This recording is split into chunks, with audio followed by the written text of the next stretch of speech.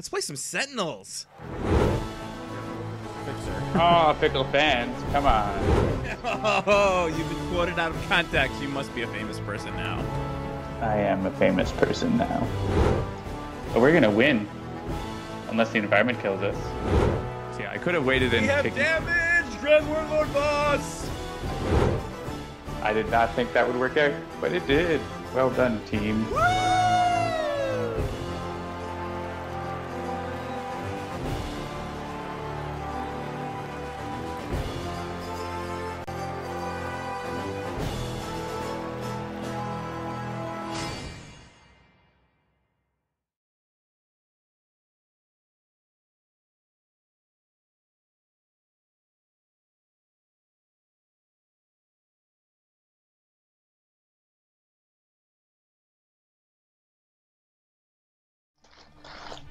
All right. Hello, everybody. How's everybody doing tonight? Hello, Internet. I hope everyone is doing well. It's Tuesday, and it's 7-ish, so that must mean it's time to welcome everyone to the best darn streaming show on this whole interweb of ours. Excuse me. And what show is that, John? That is Handelabra Games Sentinels Live. Indeed. Thank you for joining us around the digital tabletop while we play Sentinels of the Multiverse. The goal of these streams, of course, is to have a gosh darn tootin' good time and maybe show you some stuff before anyone else because we're the developers, and that's a thing that we are wont to do on occasion. John is showing a video of a cat. I also wanted to show there's another cool live stream that's on all the time. I'll post the link in the chat. Nice. Tiny kittens. Tiny kittens. And we also cover strategies that can hopefully help you win. Handelabra believes in civil rights for everyone and in being as inclusive as possible. So any comments or activity that are actively working against that goal will not be tolerated. So be warned.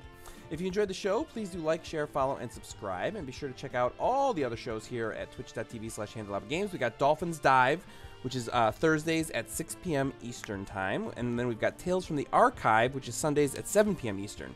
If you're new to the show, Dolphins Dive is a deep strategy dive. So he goes into sort of, really intricate detail about which cards to play and when and how, the effects will play off each other. Tales from the Archive is a little bit more of a storytelling kind of concept. Zach comes up with amazing, fleshed out stories that he uses the engine of Sentinels of the Multiverse to tell, which are super fun. Some other show notes that I did want to get into. 2 weeks from tonight, assuming nothing else changes, we're going to have a certain special guest here on Sentinels Live. You've maybe been watching that special guest on some other streams this morning and yesterday morning, showing off some cards from the upcoming Oblivion content. Specifically, though, it was actually like all of the mini expansions and bonus stuff that came with Oblivion on the tabletop, and that is, of course, Void Guard. And what I have to admit, I did not actually watch the stream today. Benchmark today. Was it Benchmark today? Okay, I didn't watch it either, but it's Benchmark today and Ambuscade tomorrow. Not Ambuscade, but Stuntman. I mean, it is Ambuscade. Right. Also, not Ambuscade. Yeah, I watched the one. I watched most of the one with sort of half my attention yesterday, but today I had too many other things to do, and I wasn't able to. I was working. Working. Yes, that's right. We don't just play games all day, every day. And then Stuntman. Not tomorrow. Thursday. Thank you, Citizen. So Stuntman will be on Thursday. But anyway, Christopher Bedell will be joining us on Sentinels Live while we show you the very first digital look at some of that content. Exactly which hero, or if it'll be more than one hero, or what it'll be, is still up in the air because it is still very much in alpha. Like, none of this stuff is in beta testing yet here at the Handelabra Studios offices, but it is very much in alpha testing and in internal testing. So we feel confident that within 2 weeks we'll be able to get some stuff ready to start showing you how it's coming along digitally. So we're very excited about that. Some other show notesy kind of things that are going on. We are still looking for people to help us stream One Deck Dungeon. We actually do have a decent number of people who have expressed some interest, and I'm sort of working through some of those people to see. We're looking primarily for people who want to have a similar situation to what Zach and Mark have, meaning Lou Dolphin and Another Letdown, where you will be streaming directly here on our channel. So if you are someone who's interested in maybe streaming and you want to give that a shot, head over to handelabra.com/contact and drop us a line. One other thing I did want to mention, which you can see on your screen right now, is the Sentinels of Freedom. That Kickstarter is still going live, or still live, I guess. It's still going. Pirates Cerveceros. I have a really cool pirate beard that I wanted to show you that I'm having. Arr! From Portugal. They still have a bunch of time left on that Kickstarter, so why don't you go help them? They're funded, so it's definitely going to happen, but there's a lot of cool stretch goals. And I will tell you this, because Handelabra and Underbite are now playing in the same multiverse, we've been having some cool conversations with them, and I tell you, the stuff that they've shown on the Kickstarter is really cool, but we've seen a couple of things that they haven't shown publicly yet, and there's some pretty cool stuff. I think you folks will really dig that game if you're into the Sentinels stories and the characters and the wide world they've created. One other thing I did want to make my beer explode over my computer. Oh, nice. Like fizzing angrily. The final thing I'll mention is I heard Christopher mention this on their stream yesterday, is that the RPG Kickstarter is going to be going in July and August of this coming year. So the Sentinels of Freedom game takes place in the timeline, later in the timeline, around when the RPG is happening. And the actual RPG itself is also going to be kickstarted this summer. So if those are things that you're interested in, there's some information about it. James Butler asks, will Jean-Marc be doing music for Sentinels of Freedom? That is a good question. So moving on, as we are the developers, you can always... We are hoping that will be the case. We are hoping that will be the case. I'm Jeremy. You can follow me at Mr. J Handel, MRJHANDEL. And joining me as always is John, who you can follow at Migrant P, spelled just the way it sounds. And you can always follow the company at Handelabra on Twitter, Facebook, or YouTube. We don't have an Instagram. I hear that that's what the kids are doing these days, but my wife is all about Instagram. I don't get it. I use Instagram. It's good. I don't have enough images that I want to share that I feel like Instagram is a thing, but what are you going to do? The game includes a tutorial that covers the basics, but we always do our best to explain exactly what we're doing, when we do it, and why. John is really good at the why, and I'm really good at the what I'm doing and when I'm doing it. I think that's a good way to look at it. Depending on how long it takes for us to win or lose, we often play multiple games in each 2-hour-ish episode. Last week was a bit of an epic John and Jeremy stream. John sometimes goes long when I'm not around because he just gets really into it, and sometimes he has friends on the stream and they just go crazy. I try to keep it to 2 hours because I got a family to get home to, but last week we broke that mold. Last week was like a 2-hour Sentinel stream with a 1 hour with a 1 hour One Deck Dungeon stream sort of up front. And we may do some more of that as One Deck Dungeon continues in early access and streams ever so quickly towards full release. We may start sneaking some more One Deck Dungeon into the Sentinels live stream. Maybe we'll start a little early and do some One Deck Dungeon leading into Sentinels, or maybe we'll just split the time. But now that One Deck Dungeon is really getting there, we definitely want to, be getting people to watch it and see it, and hopefully get interested in it. So don't be surprised if you see more One Deck Dungeon invading your Sentinels live. It's like that old Reese's Pieces commercial.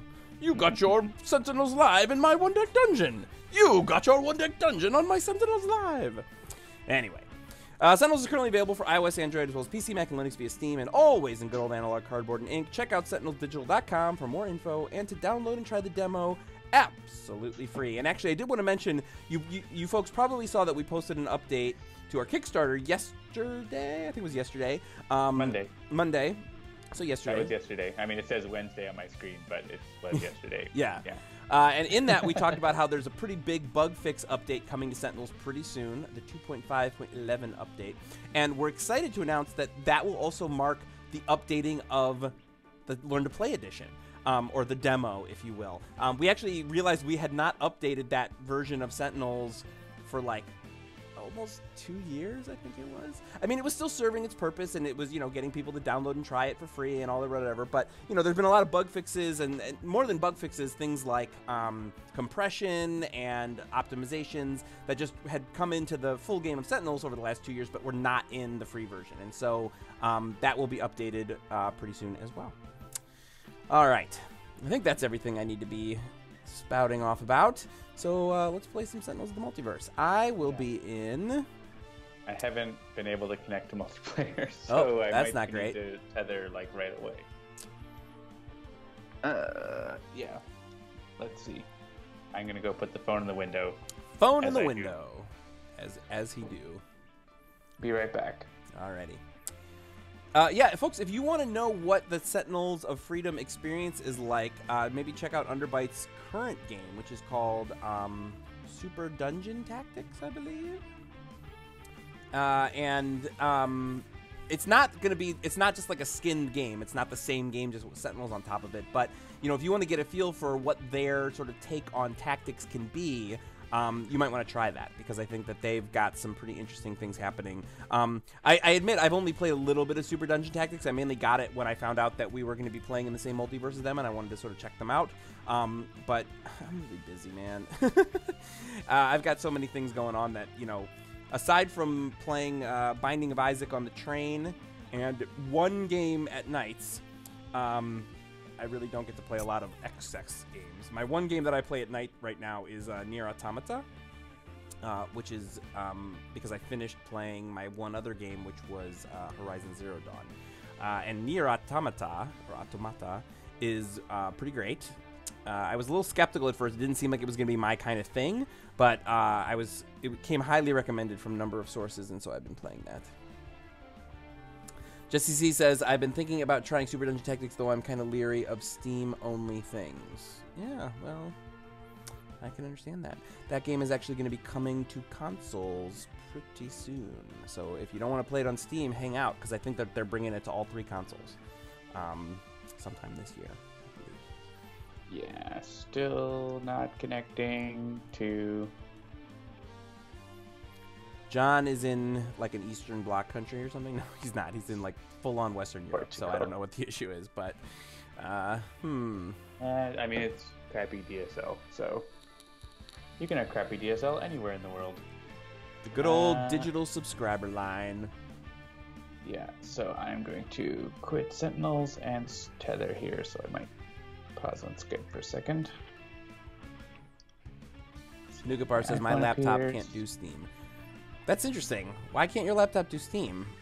I mean, and the reason why I ask is because we have like a really crappy Windows 10 HP tablet, and we were able to get Steam and Sentinels installed on there. Now, to be fair, it ran like crap, but it was capable of being installed and running. So I'm just curious. All right, well, I am tethering. I'm going to turn off video, so... That's fine. Bye, John. John having connection issues. You need like a freeze frame for like... I don't know that that's going to work. I can try it. All right, I tried doing that. Not sure if I actually got How about that? Did it do it? Let me see. I don't. Yeah, it definitely didn't do it on the Skype, but I tried to capture like a screen cap of it. So let me see if I can do that. You get my icon. I looked. Yeah, the icon is there, so that's fine. All right, let's launch. All right, while you're doing that, I will do this. Let's add a media file. So, a quiz for the chat that we can play a little game is, where do you think I will be next week? Post your guesses, and I will do a warmer, colder thing based on the first person who says something. Oh, I'll need to restart the chat here. There we go. Right, the first thing I heard was Croatia. Seamus Butler says the UK, which is definitely warmer and correct, but not, you know, we need to be more granular than that.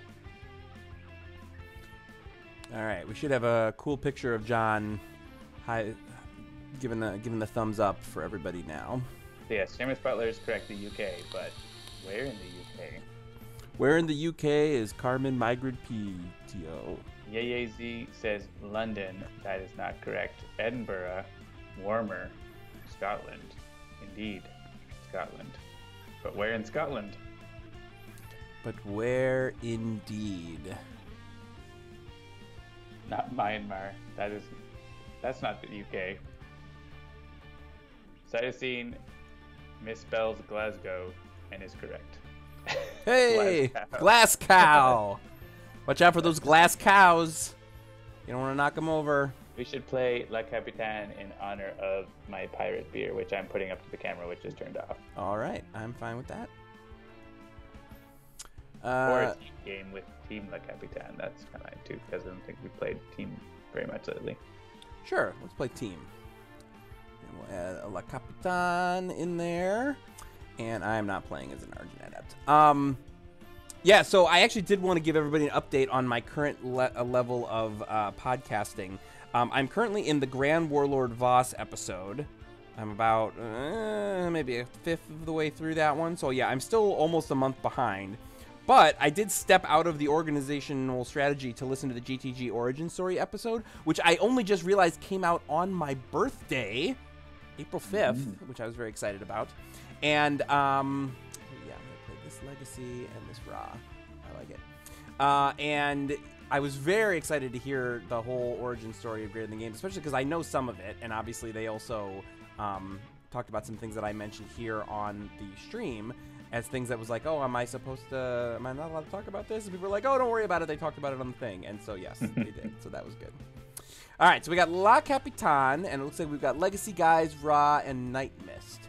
So you could click else? randomize and fill out the villains. That's true. Look at that. Ambuscade, Operative, Misinformation. And yeah, we're in Industrial. Oh, and some people were talking about Jean-Marc music earlier. Pike Industrial is one of my all-time favorites because see if you can figure out what the time signature of this song is. Go ahead, try and figure it out. That's a thing that Jean-Marc is wont to do. Whoa. I believe it's signed Jean-Marc Giffen. Yeah, my Sentinels is You frozen. are gone. That's weird.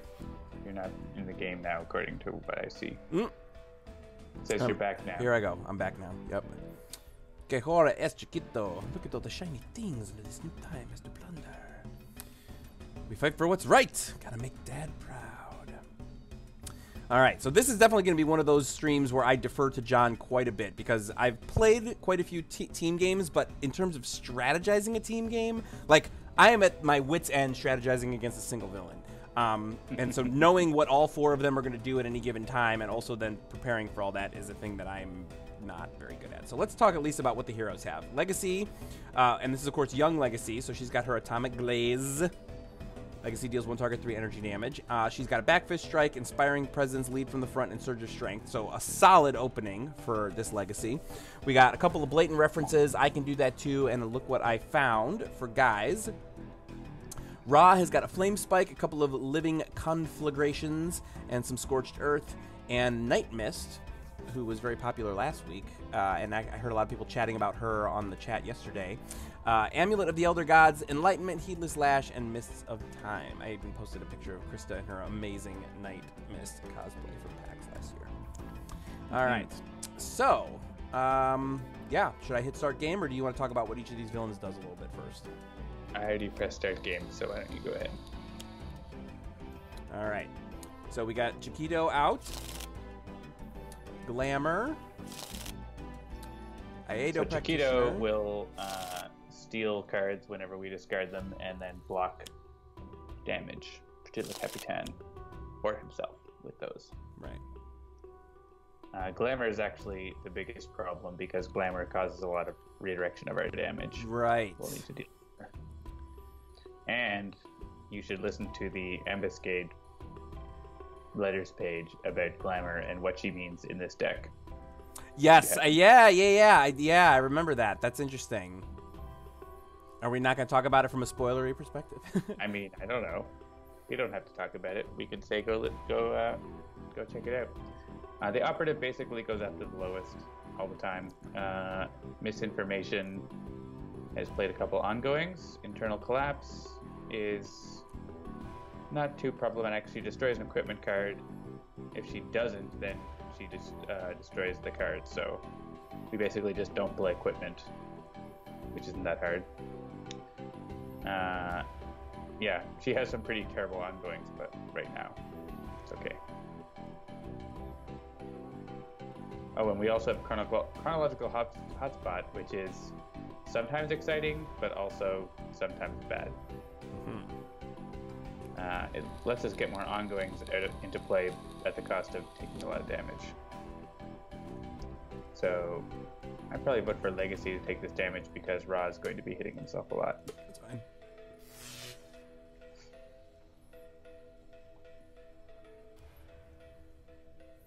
Yeah, John's freeze frame, I went ahead and captured it and put that up, so we got a nice little cool picture of John there for the rest of the stream, which is great.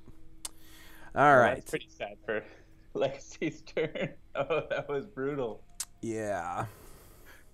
So, Chronological Hotspot made you play Heroic Interception, which made you deal yourself 3 damage, and then you dealt yourself 3 psychic damage because of Chronological Hotspot, and then you destroy the card because it's the start of your turn. Yeah. That was a good start. 6 damage for nothing. All right, who's our most important target? Like, who are we trying to get rid of first? But make sure to read Glamour.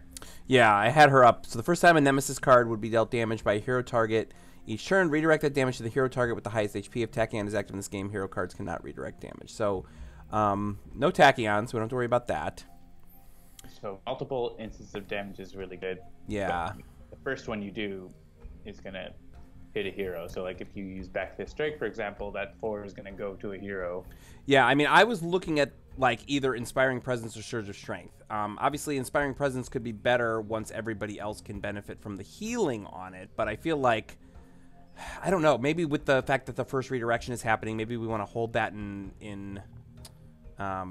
wait. Yeah, Inspiring Presence is also going to make us hit ourselves harder, chronological hotspots, so I don't know if you want to play that right now. Yeah, I could just skip here. No, I mean, you could do 7 damage to a target.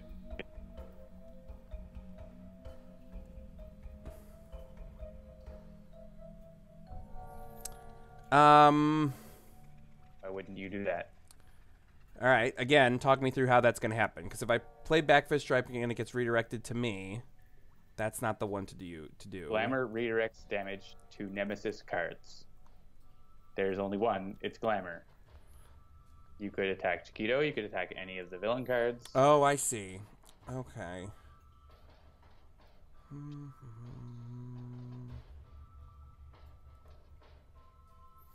And, like, is something eating ongoings? Like, if I try to get Surge of Strength out, is that going to go away? Not at the moment, but Misinformation is a fan of destroying your cards. Yeah. So, yeah, like, I mean, I would Back Fist Strike and Atomic Glare one of the villains, like Capitan or Misinformation, one of the low HP ones. All right, and so since Chiquito doesn't have anything underneath, it's all going to get through? Is that what I'm understanding? Yep. All right, that's fine. That's what we'll do then. Guys will be able to help with Glamour by playing. I can play my cards lets me discard for 1 damage, so that I can, like, try to send 1 damage over to Glamour, and then the hero can, like, do more damage to her. Too many guns!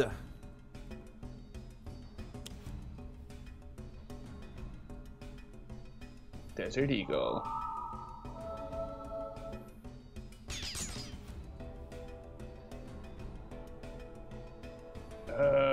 Yeah, it can be. Guys. Altered Fates is annoying, and yes, Extreme can't. Oh, Extreme is actually great because it can't be redirected, but then at the start of my turn, so it goes away. That would have been great against Glamour. I could have, like, hit her with Look What I Found and everything. So Ra is going to be able to deal some damage, and Nightmist is going to be able to deal some damage. So with Blatant Reference, I should be able to do something. So I'm going to draw a card so I can enable that.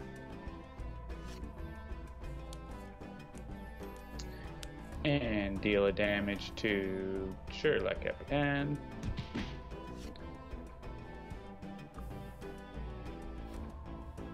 And I'm not gonna... Well, my thing is at the end of the hero turn, not at the start. Well, that's okay, I guess. If you... Yeah. I will use this to pile on to Glamour if we just hit Glamour. How about that? Viper's Cloud. The operative deals each hero target 1 toxic damage. Any player whose hero character card is dealt damage this way discards 1 card.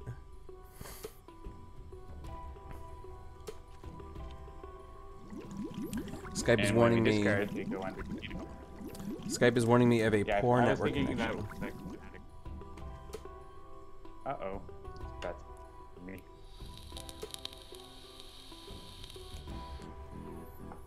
Alright, I'm actually gonna get rid of lead from the front here. Well, yeah, I'm gonna get rid of lead from the front. I don't think I'm gonna use that.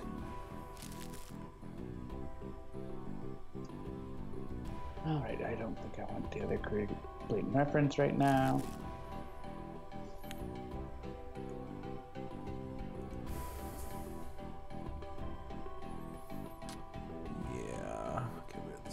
Conflagration, one of them, because I feel like I might want to hang on to that Scorched Earth.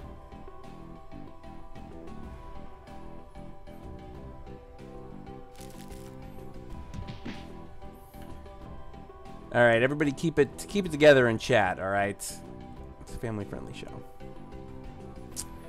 All right, I'm probably gonna get out my Living Conflagration. Yep, and I think you can target Glamour and then like shoot Glamour.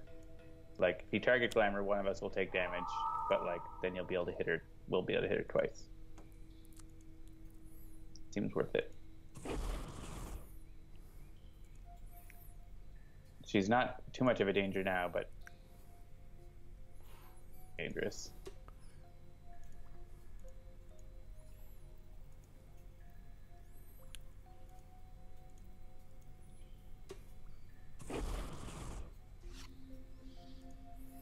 There's my summon staff. And I will discard a card. Yeah, you sound really crunchy on Skype now. Yeah, I'm hoping it's not my network connection that's... Yeah, it says I'm not dropping frames, so...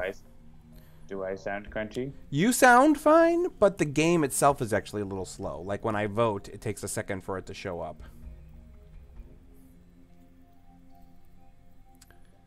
Each hero target deals itself 1 psychic damage. Well, good thing we're not boosting it. Yeah, we both sound fine on stream because you guys are going to hear whatever I hear from John. So Skype has stopped complaining about the poor network connection. Poor network connection. Poor network connection. Poor network connection. Oh, actually, yeah, putting Xtreme into play is good because then I can use blatant reference. Sure. Without worrying about the reader. So it's worth a couple damage points here, so that's good. And then we move the top card to the bottom. So Flying Smash, look what I found, Summon Staff, Mist Fuel Recovery.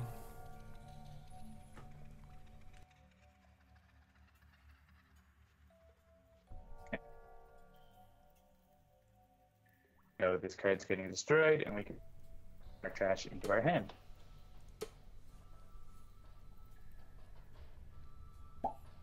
Oh. I'm disconnected. He's disconnected. Yep, and the poor network connection is back. Oh, he's back. I'm back. All right. Yeah, I'm gonna take my damager.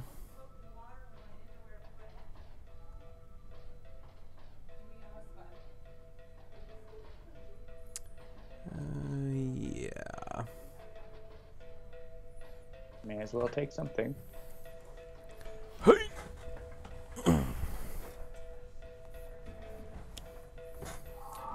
The Elder Ring. I get an Elder Ring, so I get to increase the damage I deal to myself. Great. I kind of want to get more cards before I go with the Amulet, but now that I have the Elder Ring, yeah, let's heal the slash. See what we get. Oh, it's the Amulet. Perfect. Okay. All according to plan. So, Glamour. Oh man, Chiquito's blocking it. Chiquito. Alright, I'm gonna hit Misinformation with this instead.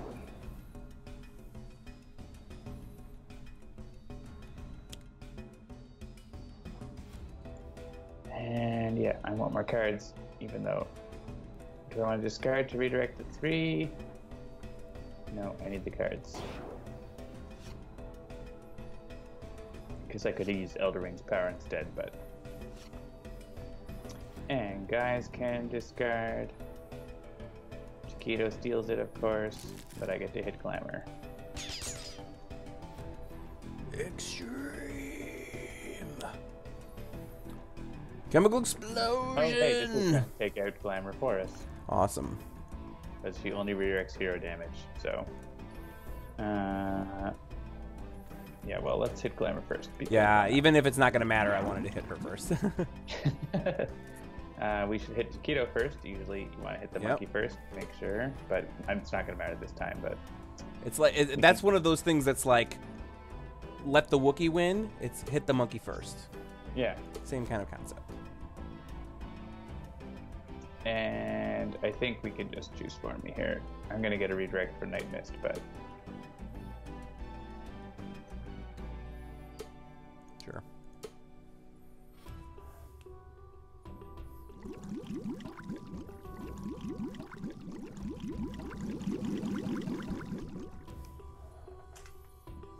Yeah, actually, Desert Eagle's only doing damage based on his hit points, right? So...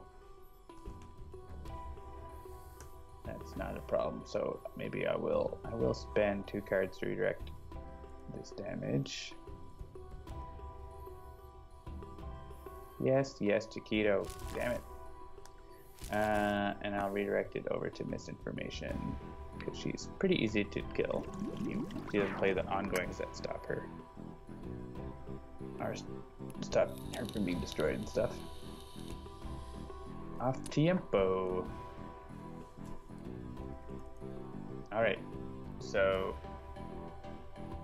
we have a choice for a hero deck. You reveal the top card of that deck. That player discards any cards that share a keyword. Yeah. What are the options? Yeah, alright, so let's see. Ra. Oof. Yeah, Ra could get gutted, so I'm going to say not Ra. Yeah, because Ra. Oh, same with Nightmist. I feel like it's got to be Legacy. Because Legacy has a decent mix of keywords. Yeah, you'll probably discard something, but you'll at least. If it's Legacy Ring, you'll be safe. Yeah, we're right. Alright. I mean, I would have loved to have kept that Inspiring Presence, but that's okay. At least I still have a card to play next turn. Whereas if Ra if Ra or Nightmist had shown a one-shot, they would have nothing to do. So. Hey, motivational charge is great. Yeah. I definitely like that for instead of her base power because it's like 1 less damage for everyone getting hit point. Good trade-off. Yeah. So let's see. I think.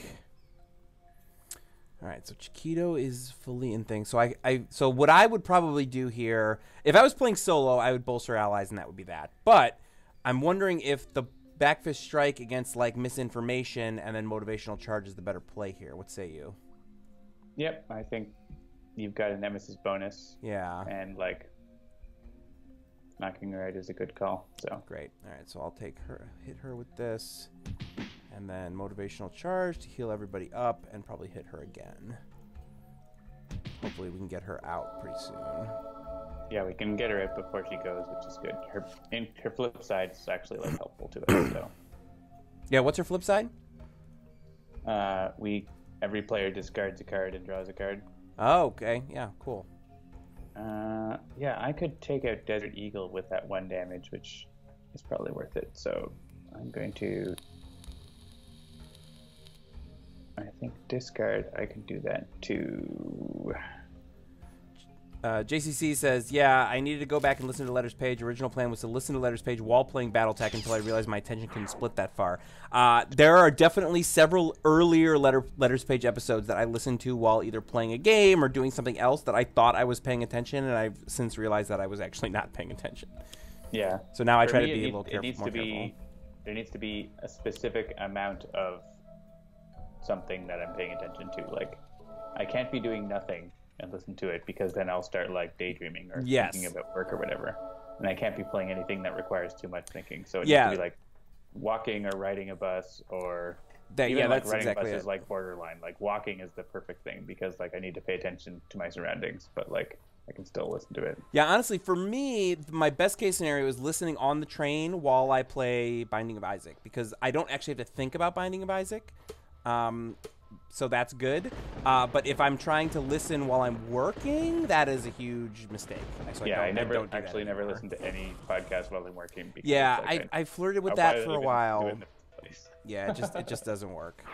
And sometimes it depends on the type of work. Like if I'm doing graphics work, like if I'm putting together printed materials or other kinds of things, sometimes I can listen to a podcast. But for those, I usually choose the political podcast, because it's like, all right, I'm just going to be working on graphics and be outraged all day. And then that's no problem. But if I actually want to be digging into plot stuff, then I want to be able to pay attention and not have to be divided. So I find like mindless games are pretty good.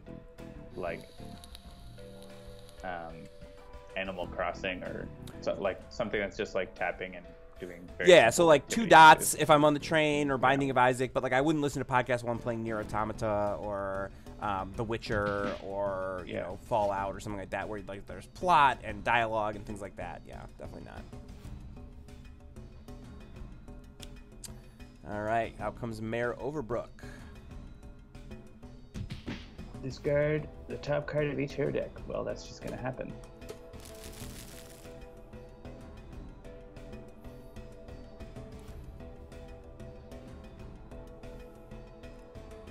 Alright, so my hotspot, chronological hotspot relieved another fire blast, but I have one in my hand. Alright, so first things first, I am going to summon my staff. Take up misinformation before her turn.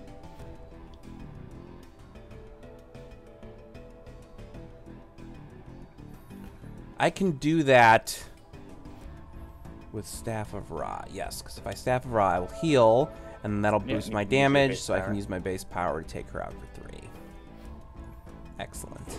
Nice. We have flipped our first villain! Everything is fine. Alright, discard and draw. I don't think there's any particular issue with the order here.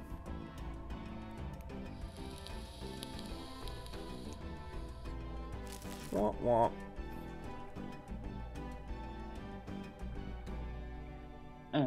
I do like Gritty Reboot, but Gimmick a Character is actually real good with team games. So, and Retcon I need to keep. So, yeah, Gritty Reboot. Even though I want more cards, I don't have a lot of hit points to pay for it. Blue Dolphin says, "We have flipped Grand Warlord Boss." Yes. He knows a deep cut when he hears one. I think I'm actually now, despite the fact that I kept it earlier, I think I'm going to get rid of this Scorched Earth, because I don't know that the environment's going to get much into play. You know, with the way that villains games go, you don't get an actual lot of environment turns because there's so many. Imbued Fire. That's good stuff. How many ongoings are kicking around here? Yido, too many guns. Chronological Hotspot is killing us. Yeah, I might actually play Planar Banishment on my turn, so stick to Scouring Mists. Is John giving a thumbs up or using a coin toss to make decisions? Yes. Either? Both? Correct. Let's go with Planar Banishment and see how many of those ongoings we can trash. 3. I will discard 2 cards. Another Elder Ring. And yes, Chiquito gets it because Chiquito and Enlightenment. Chiquito is getting too many cards. I know. I was just thinking that, like, man. Like, we might get rid of everybody else, but we're going to have an uphill battle with that Chiquito. Yeah, I'm actually going to hit Revolt because Revolt's hitting us for everyone for 2, which is rough. And, we have an Envenom Bolt kicking around. Well, the Chronological Hotspot is cool, but it's hurting us too much. Too many guns is like right now not doing anything, but it's super dangerous. And Venom Bolts is probably fine.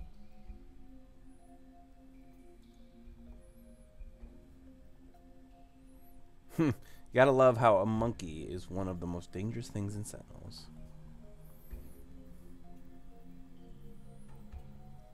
I guess it's like, would we rather Legacy take 3 damage from Ambuscade or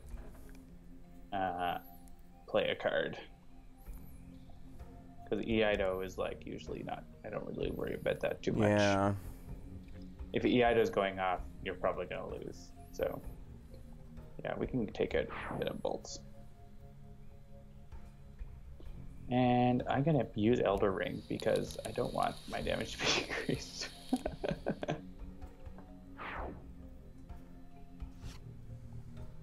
I don't have enough hit points to survive that right now. Hey, it's a lab rat.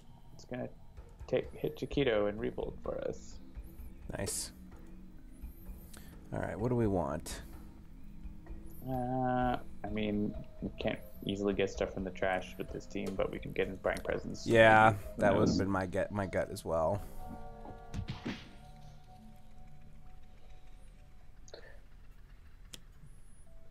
At least the monkey doesn't throw poo. Hey, here Whoa! comes the environment.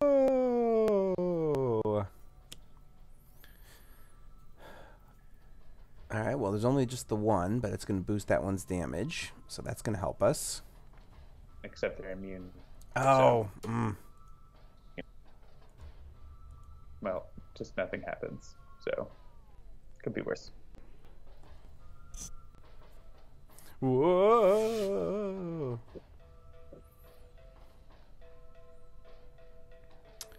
All right. Yeah. Everybody gets a card. Bolster allies, we're getting pretty low on cards. So we got a Thok and a total beefcake. Hey, now you got your Scorched Earth back. Might want to play it. Yeah, now Scorched Earth actually. Yeah, I'm glad I got that back. All right, so we're definitely going to motivational charge here. Revolt. Probably Revolt, because Revolt's going to be hitting everyone for 2, so... Yeah.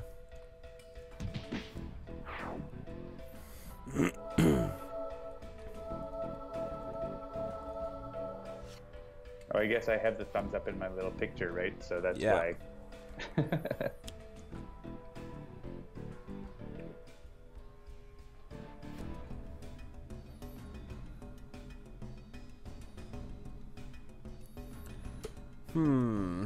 Doesn't really matter here. Yeah. Oh man, they gain HP, but they're already full. Yeah, they're already full. Concealed pitfall. Maybe Legacy, because Legacy's already gone.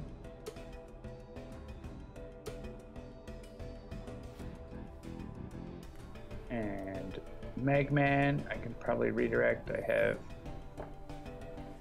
yeah, let's have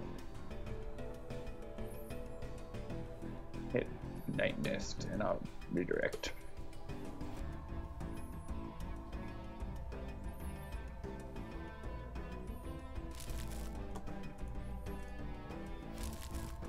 And let's redirect this to, I mean, I want to redirect it to Chiquito, but it's more damage, so I kind of want to redirect it to the Operative or Ambuscade.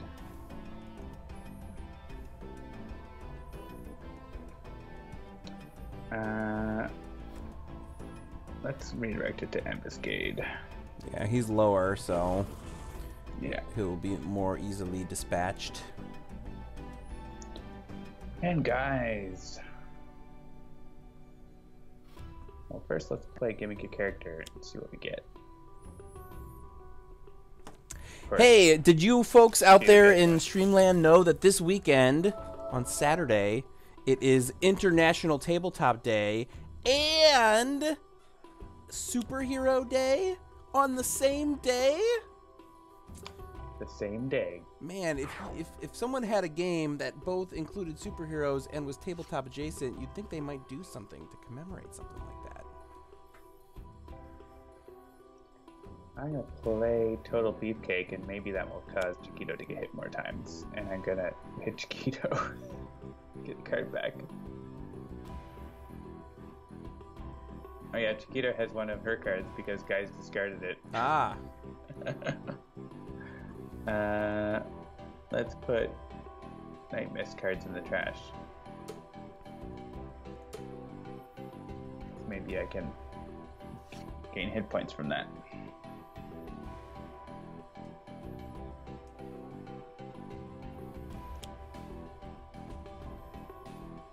Hey, Total Beefcake, paying off. I do believe that Greater Than Games did talk about in the Tachyon episode how fast she moves. That feels like a thing that happened.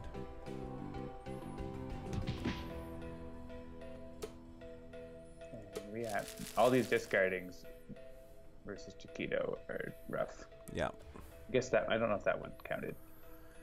All right. So yeah, Scorched Earth is 2 to everything right now, which isn't bad, but Imbued Fire might be overall better to get that damage boost. Yeah. There is some fire damage coming out from like Magman, but is there and is there anything, we got rid of it misinformation, is there anything that's gonna take that out? Like, can we count on that being around for a full round? probably. All right. Yeah, because I mean, I guess with Scorched Earth, it's actually 3 to everything because you have Staff of Ra, but. Oh right, yeah. I mean, I'm looking at that Flame Spike. Like, if we want to try and clear some things out from under Chiquito, for instance, I could do 3 instances of damage. I mean, I don't know that that's the best choice. I'm just sort of talking out loud, thinking out loud here. Because I can do 1 damage with Flame Spike, 1 of my base power, and then burn that Staff of Ra because I have another one. Or yeah, I guess I don't like to Conflagration. spend Staff of Ra unless you have to, because like Yeah. it takes a whole turn to get it back. Yeah, and I have Living Conflagration, so I could do Flame Spike, Living Conflab, and my base power to do 3 instances of damage. But I think, yeah, maybe that's for a future turn. Yeah. I would go with either Imbued Fire or Scorched Earth. Scorched Earth is going to take 2 cards out of Chiquito also, so. Right. Yeah, I like that. Just make sure to hit the rat last, Hit the rat last, okay. because it will get destroyed. Let's put Nightmist cards.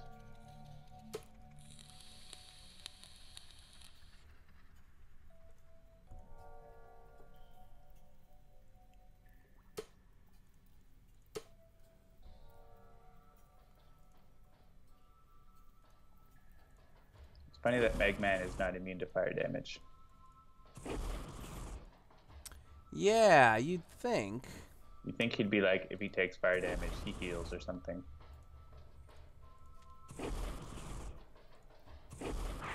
Goodbye, rat.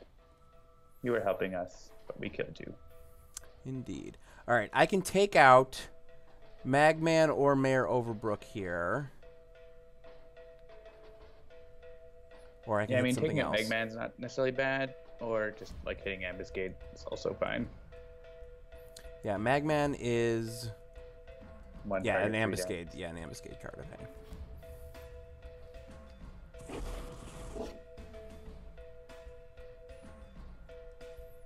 Summon Staff, alright. Discard a card and draw a card. Yeah, I have a couple damage dealers, but let's see what else we can get. Arguably kind of helpful to the heroes, unless the Capitan is in the game, and then it's just really annoying. Yeah.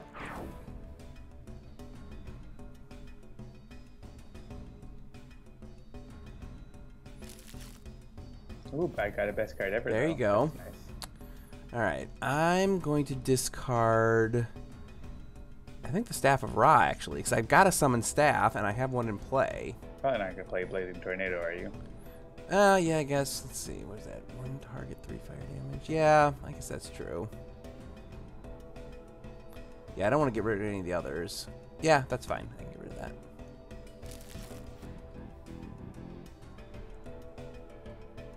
And I really wanted to play Call Force, so I hope I draw something with the better magic number. Hey, also a 3. That's okay.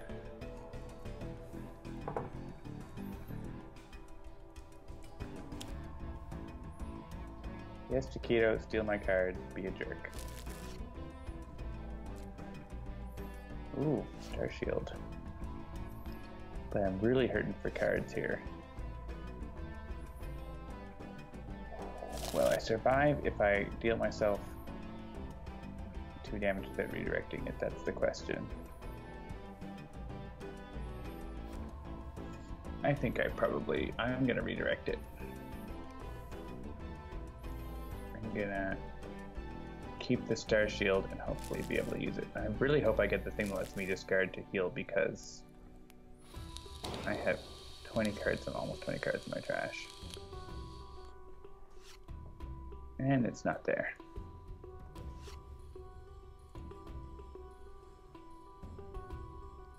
Hey, this is probably overall good for us. Yeah.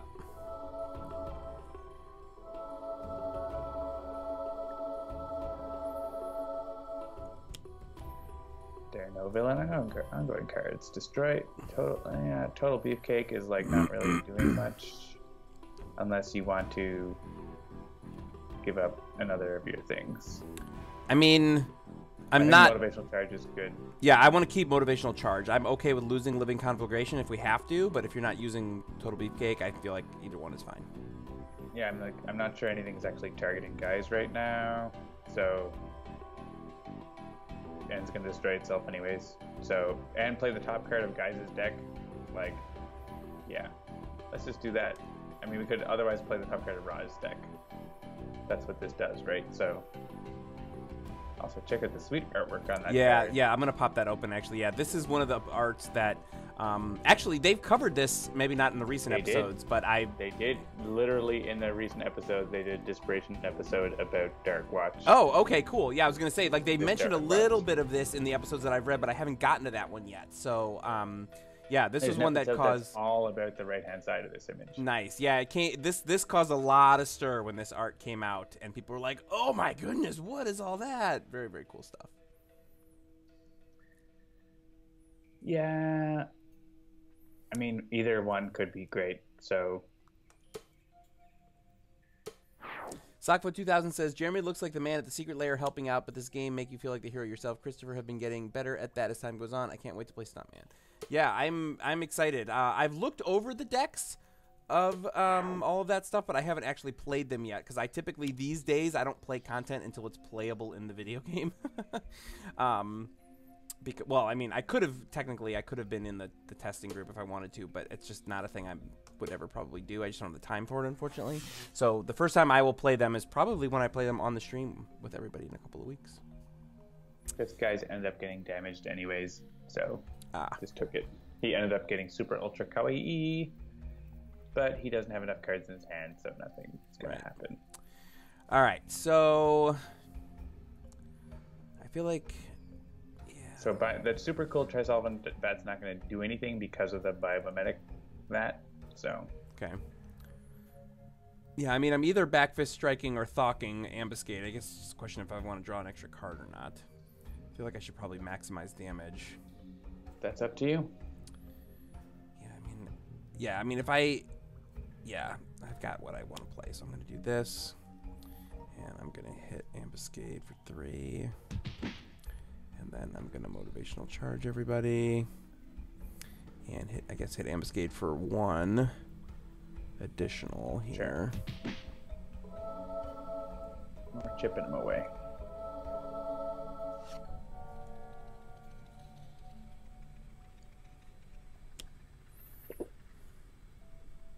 JCC says, I feel sad because the Nolan Batman films are pretty good, but DC took entirely the wrong lessons from them. That's pretty good. Yep. Accurate. The lesson they only took was make the voices really raspy, I guess. Yeah. Yeah. Just like make it dark at the expense of all else. Like that's not what it's about, man. Hey, I will say there's a YouTube series I listened to called Movies with Mikey. If anybody out there is interested, there's an episode of Movies with Mikey, the Batman question, where he put out on Twitter, like, you know, what did he say? It was Dream Batman casting go. And so it was like, who would you cast as Batman? And then like the responses that he got, and then he made a whole video about the reaction to it, because some people were picking women, some people were picking people of color, and of course there was backlash against that. And he does this really, really amazing deconstruction and deep dive about like how a different Batman than what you might be picturing would make the story interesting. And you know, one of his things that he cited was the fact that like what's her name? She played Hela. Why can't I think of her name off the top of my head? I keep wanting to say Claire Danes, but that's not right. The actress who played Hela in the most recent Thor, how she is like one of the best portrayals of Bob Dylan that's ever been put to film. And if you were like, oh no, she's a woman, she can't play Bob Dylan, we would have been robbed. Kate Blanchett, thank you, Seamus Butler. Yeah, she played Bob Dylan, and it was amazing. And it was just like, imagine a world where a female black woman is playing Bruce Wayne, or some other first name Wayne, and Batman, and how that would change the kinds of stories that you could tell with that character. And it was such an interesting concept to even just wrap my head around. It was so fun. So I highly recommend searching Movies with Mikey, the Batman question. So interesting. I'm playing I'm that guy on Raw. High five. All right. So that I can copy Living Conflagration when this card enters play, deal 2 fire damage. I'm going to do that. If you play Imbued Fire, then we're going to get double plus damage. So double plus damage. That's even better than double secret probation. I highly probation. recommend Imbued Fire, and we'll be able to murder Ambuscade and anyone else. I think you mean decommission Ambuscade. I don't think you mean literally murder Ambuscade. We're heroes. Murder. We're heroes. That's not what we do. We're murdering Ambuscade. Do I want to discard 2 cards for 3 damage? It's actually just going to be 2 because of the redirect. Yeah, I kind of don't. But then her base attack also deals the second lowest. Okay, I'm going to say no. It's got to be more damage than that. I want there to be a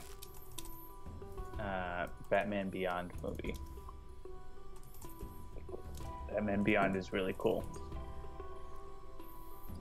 And has Old Man Batman, who's great. All right, I'm now pasting the link to that YouTube video in here. Don't stop watching us to go watch that. But I mean, they're already watching Tiny Kittens instead of us. So. That's true. Or also, in addition to. In addition to, yeah. All right. I'm sitting up so that I can pay attention. Okay, so we got Ambuscade there. You may as well summon staff. Yeah, always want to summon staff first. I mean, not always. You could die. That's true. That's true. And I got another flame spike. That's interesting. All right. Fire. Double imbued fire. Yeah, Double that's imbued fine. Fire. Yes. Imbued fire. And all right. So, and I should probably wait. What is this rig net? Play this card next to the hero. Oh, you can't. You won't be able to deal damage. So you may as well use Living Conflict so that. Yeah, so I can get a card. Yeah, that's fine. Or this, or this, or this, or this. Yes. That's supposed to be fixed. That or. Yeah. Well. What? Are there 2 rigged nets? There's only 1 rigged net. Uh-oh. That's weird. Oh, man. People talking about live action Batman Beyond. I got more YouTube stuff for you. Movie Bob does a bit about like how to fix the DC universe. And he does a whole thing about how you make a Batman Beyond movie. And in it, you actually, whatever it costs, you drive a dump truck full of money up to Michael Keaton's house. And you have him play like the old man Bruce Wayne or whatever, passing the torch to whatever Batman Beyond. I admit I don't actually know the Batman Beyond story, so I don't know what that means when I say those words, but I know that whatever it was that he was describing was super compelling. So can we rewind to raw use of power and you send a beta feedback so that we have this? Sure. All right. So you want me to use the power or send the beta feedback from here? Send the beta feedback here. And so say double imbued fire is causing problems and the rig net is causing problems, and it doesn't need to be super detailed, but we have it for David to look at tomorrow. Rigged nets. Bug. Send.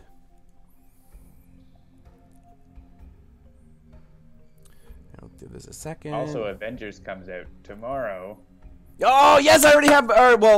Yes, again tomorrow for you. It comes out the day after tomorrow for me. It's the 25th here, but it's the 26th most places. Yeah, I already have my I'm going to go see ticket it this weekend in like Sunday in Glasgow, I think. Yeah, I'm seeing it Thursday night at like a 9:30 p.m. showing, so not like the opening one. And I actually ended up having to take like Wednesday night at midnight.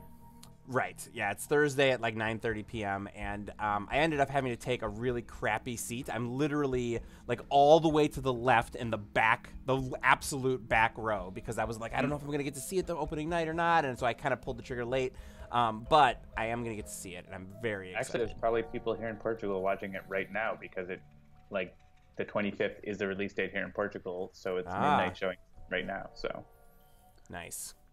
All right, so go ahead and live in Conflag and go through that business.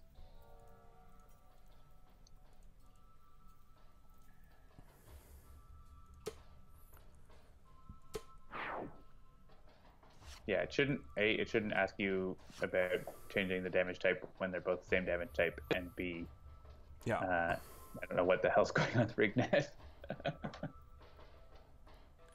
Yeah, every time new cards get added to this game, it becomes infinitely more complex. So, thank goodness they ended it. Because if we had to keep adding decks to this game from now until the end of time, it would be it would get really crazy.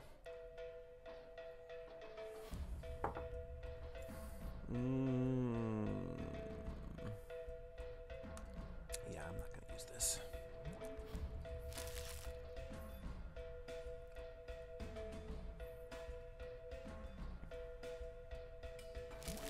Ooh, I drew another best card ever off Misinformation twice in a row.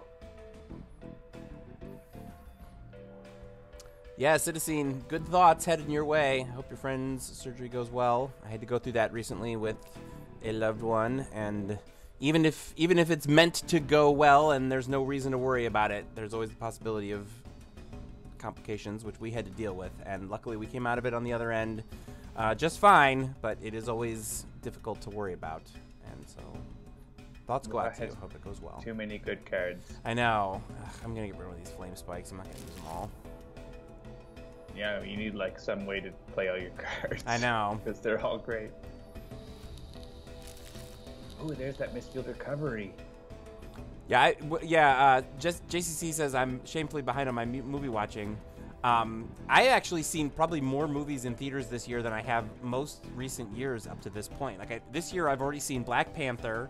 I've seen Ready Player One.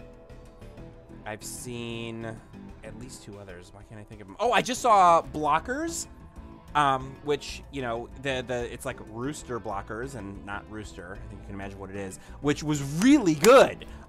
If there was anything about Rooster Blockers. Well, it's, you know, I understand. Cock-a-doodle-doo Blockers. But yeah, it was a super subversive, sex-positive, like raunchy sex comedy for teens, and I cannot recommend it enough. Like the basic thrust of the story is like basic thrusting. Yeah, there's 3 high school girls who all make a pact to lose their virginity on prom night, and then their parents try to stop them. Oh, Wrinkle in Time. I also saw Wrinkle in Time. Thank you, Tech Walker. And you think that it's going to be like this thing where the parents are the gatekeepers and all this whatever. Oh my god, there's too much imbued fires. I forgot about that. I need to rewind. Okay. But it really does a lot of fun things with the story that I don't think most people would have been expecting. So I highly recommend Blockers. So, I mean, the reason why you think that, because the trailer, like, yes, absolutely sets it up to be absolutely a stupid movie. Like, and I think they did that. Like, I don't know. I think they did that because I was never gonna go watch it because it looked like I would never go watch that movie. It looked terrible. Yeah, and I think it's one of those things where it's like, in general, the marketing of that was not for you because you probably already agree with the thesis of the movie. I think the reason why they marketed it that way was because they wanted to get people who were not necessarily on board with that to go see the movie and then get a message sort of snuck in behind the scenes that, like, no, actually, you know, your teen daughter is probably smart enough to make her own decisions about her sexuality and doesn't need her dad to threaten a guy with a gun that he's going to kill him if she tries to sleep with her. You know, like, that's really what that movie is saying, is like, you know, the kids are making smart, informed, mature decisions, and the parents are acting like idiots. That's basically the thrust of that movie, and I loved it. I cannot speak highly enough about it. So go see that movie, or you know, wait and watch it on streaming or rent it or whatever. But try and see it because I thought it was really well done. That said, there were still some really way regressive things. Like there's a specific scene in it where John Cena, who plays the dad of one of the girls, like there's like a, you know, ew, butt stuff, you know, old school, like, you know, like literally like right out of an 80s movie kind of a thing. So there's still some of that because it's a Hollywood movie and I don't think it could escape all of that. But in general, I thought it was really, it had a good message. It delivered it well. I had a ton of respect for all of the characters in it by the time I left. So I highly recommend it. Cheers to that.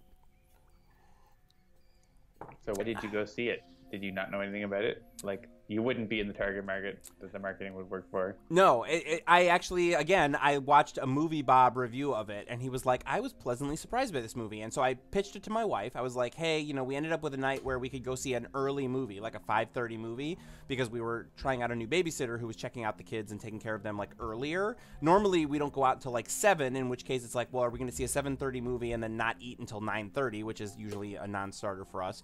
Or we go to, like, an early dinner and try to catch like an 8:30, 9 o'clock movie, in which case my wife will be sleeping by the end. So it was a totally random occurrence where we got to go see an early movie and then eat dinner at like 8:30 or you know, 7:30, 8 o'clock. And so I was like, hey, what do you think of this? And so she went and watched the trailer and she was like, all right, I guess we can watch this.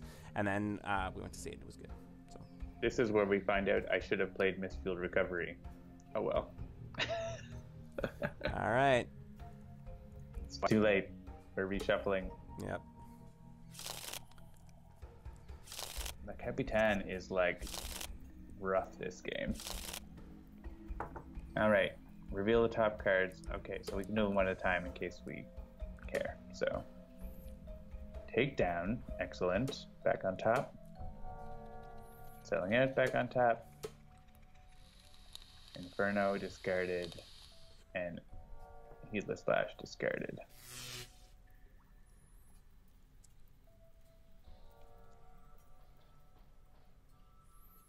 I thought we would be able to kill Ambuscade. Yeah. Our super plan with Imbued Fire has not worked out well, but you can still, like, actually use, can we be able to use Thok?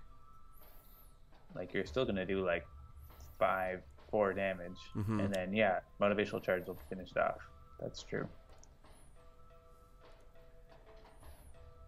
Yeah, it's because Aya is copying Imbued Fire. That's why that weird thing is happening. Oh, guys. Yeah, you can finish up Ambuscade. Why are you so crazy, guys? He's gonna flip and like do his thing, but we've destroyed most of his Slaughterhouse 6.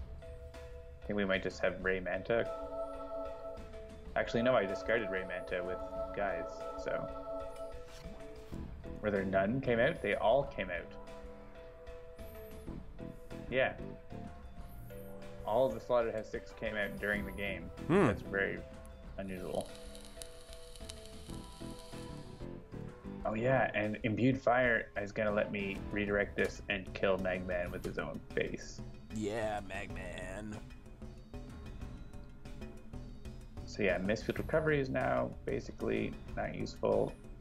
And I don't really want to play Oblivion with that at low hit points, so I'm going to do this, and I can redirect it back to Magman for 4, or you can start going after the Operative. Magman is like, yeah, whatever, Magman.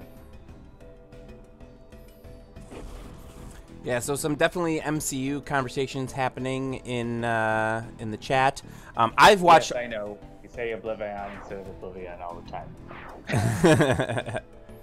I really don't want to play Oblivion. Alright, I'm just going to copy Imbued Fire again because that makes sense. Sure. So what I was going to say about that is I've seen all of the MCU movies multiple times. I own them all. Any of the ones that were released in 3D, I own in 3D. I actually recently rewatched both Ant-Man and Doctor Strange in 3D, which were both awesome. And I highly recommend them. And so I was just talking to Krista today about Phase 3 and how it's coming to an end. So we've got Avengers Infinity War, Ant-Man and the Wasp, then that's it for this year. Then next year we have Captain Marvel and not Infinity War Part 2, but whatever it is, Avengers 4, which they've said that they aren't releasing the title for it because it's a spoiler. It's the sequel to, it's part of the Thanos thing, right? Like, yeah. Well, that's the assumption. Yeah. And I think, and I don't know if this is a spoiler or not, nothing's official yet, but I think that the Carol Danvers Captain Marvel film, it takes place in the 90s. So I think it's like a bunch of Infinity War stuff is going to happen. Then they're going to going to be part of the old X-Men thing. Yeah, I don't really know. Yeah, it's really unclear what's going to happen there. But like, it's going to throw back, and I think it's going to give a bunch of like backstory to the whole Thanos conflict before we get back into Avengers 4, which is going to be like Avengers 4 Electric Boogaloo or something like that. But I'm very excited about it. I'm all on board with this. But anyway, so I was saying I've already seen a bunch of movies in theaters this year, and like these next 3 months have like 6 more movies that I'm gonna go see. Like I'm gonna go see Avengers Infinity War. I'm gonna go see Deadpool 2. I'm gonna go see Solo. What else? I know there's more for this summer. I just can't think of what they are.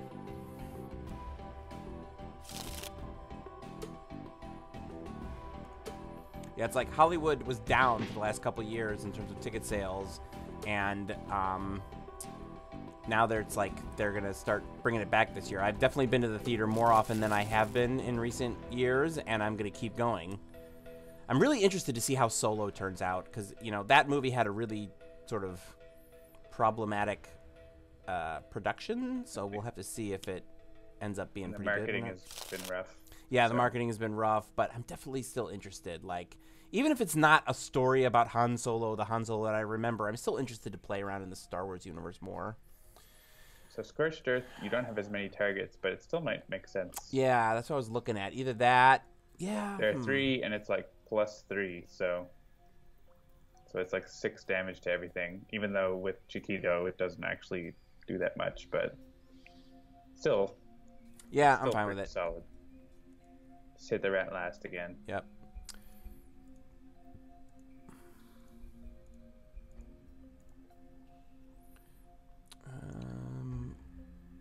Yeah, what are we thinking? I don't know if it matters, so... Sure. Yeah, I'm with Siren in terms of Thor. I think 3 is the best, then 1, then 2. I like them all. I mean, they are... Thor 1 and 2 are definitely... Oh, yeah, the new Thor is really good. The new Thor is awesome. 1 and 2 are definitely the lowest tier of all of the Marvel movies to me. But that's like, it's kind of like sex and pizza. Even when they're bad, they're still pretty good. I thought the first Thor was just like a really solid movie. Like, oh, I don't disagree. And then I watched it and I was like, wait, Kenneth Branagh directed this? Like, why would Kenneth Branagh direct a movie like this? And like, that's why it's good. Mm-hmm. Yeah, no, I have no problems with the first Thor, or even the second Thor. I enjoyed them both. The second Thor I didn't like as much, but it was fine. Yeah, I mean, like I said, it's they're both good movies. They're just unfortunately at the bottom of the barrel of all the Marvel movies for me. And I understand that there are people for whom too much sex discussion. Wait, say it again. Oh, too much sex discussion in the stream. There's too many sex references now. Oh, stop it, Lou Dolphin. All right. Still on Operative still. And once the Operative's gone, we can just I definitely don't need throw all our damage at Chiquito. Yep.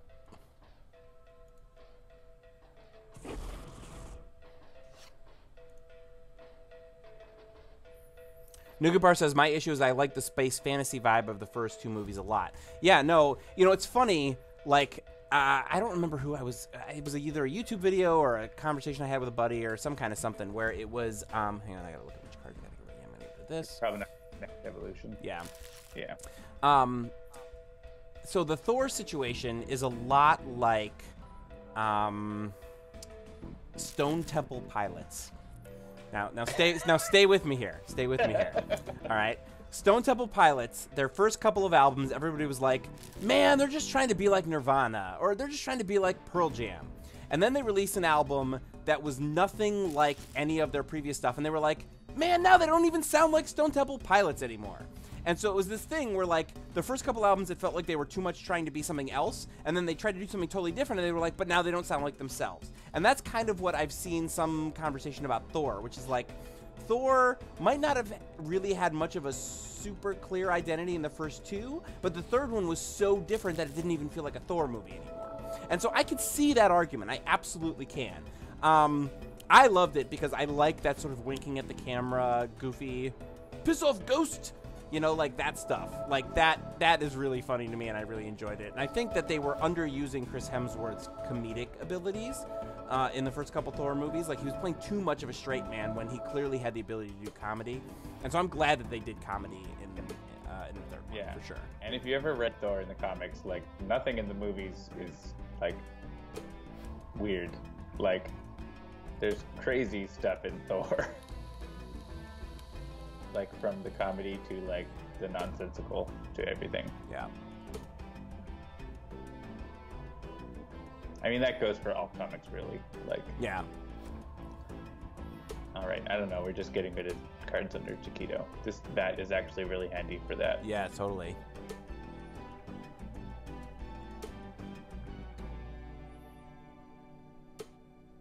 Yeah, we actually, one of the bugs we fixed in this update had to do with imbued fire and spurious weird things, and it looks like there's a case with Guise causing a problem.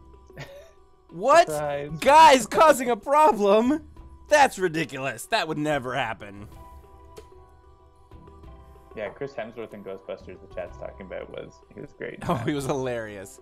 I know that it was like, oh, it was divisive and whatever, blah, blah. But I dug the new Ghostbusters movie. I actually bought it for my daughter for her birthday because she liked it a lot. Yeah, it was great. We have it in 4K. We have a 4K Blu-ray of the Ghostbusters. All right, you can choose for me at this point. Oh man, people talking about J. Michael Straczynski. Man, am I due for another Babylon 5 rewatch? I think I might be. Is JMS doing anything these days? I have absolutely no idea. Apparently he wrote one of the Thor movies, maybe the first one. I guess Thor, yeah, Kenneth Branagh directed it.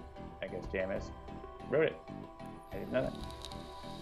But, like, yeah, lots of great talent on that. Did he write Sense8? That's interesting. I watched the first couple episodes of Sense8, but I really liked Sense8. I never watched the second season yet, but the first season was really, really good. Yeah, I watched like the first couple episodes and I found myself drifting, so I just ended up I couldn't get into it. Like in Pacific Rim? Say again?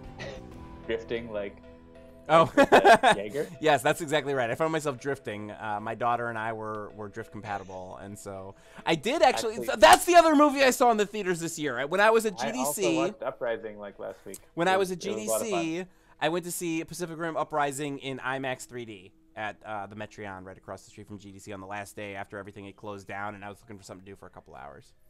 Yeah, Pacific Rim Uprising, still a live-action anime, still great.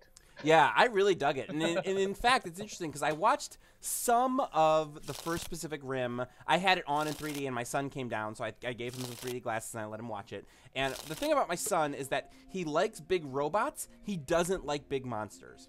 So scenes where robots were destroying the monsters, he was all about it. But scenes where the monsters were, like, terrorizing people, he was not about it. And so I feel like Interestingly, there's almost no monsters like in that movie. Like there are, but like they're at the end. Right? Exactly. Like, so like Pacific Rim 2, I think he would really dig because it was a lot of just big robots and less big monsters. So yeah, I'm waiting for that one to come out. I will buy it on 3D Blu-ray and I will watch it with my son, who likes big monsters beating the crap out of each other.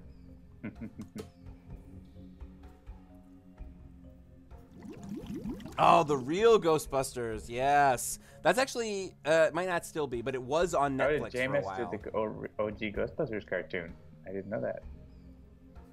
Oh, really? Huh. All right, so let's see. We got Operative at 2. Yeah, I'm eyeing that Inspiring Presence. We got the Operative almost gone, and then we just got a wail on La Capitan until she's gone, until Chiquito is exhausted. So I think we're going to do that. Yeah, like you can One Punch Man the Operative here. So, I'm sorry, One Punch Woman the Operative. So we'll do that. And yeah, choose fire, imbued fire. This should not be like this. There's something wrong. This should be showing the right damage dialogue and not this thing. Yeah, and I can't vote. Yeah, yeah. Oh. When you vote, it votes for both. It was on both. Yeah. Yeah, there's something wrong there. Choose the VAT. Oh, yeah, it doesn't matter. It's enough damage. There's something messed up here. Yeah. Something got mixed up there. And this is why the update isn't out yet. Yeah. Still some issues with Guise. Guys.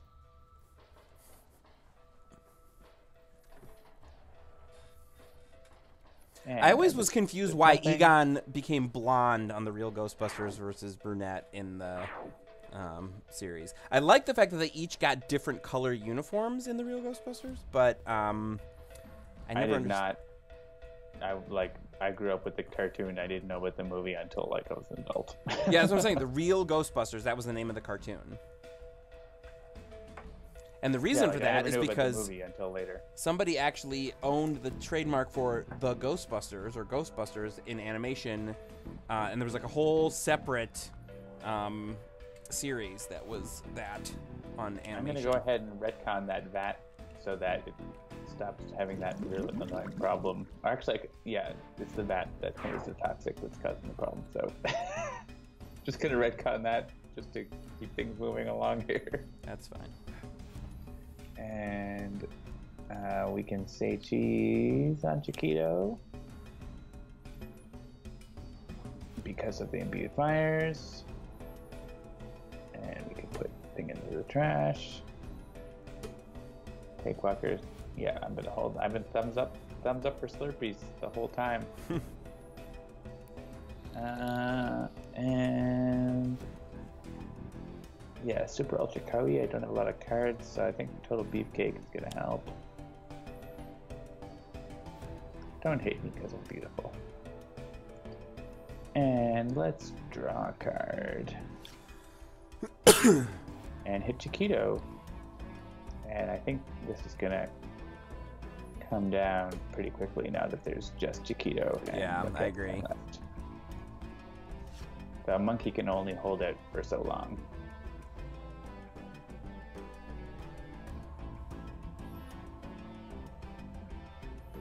Yeah, what does she do on her flip side? Whenever hero target would regain HP, that hero target only regains 1 HP instead. Oh, well, okay, that's fine.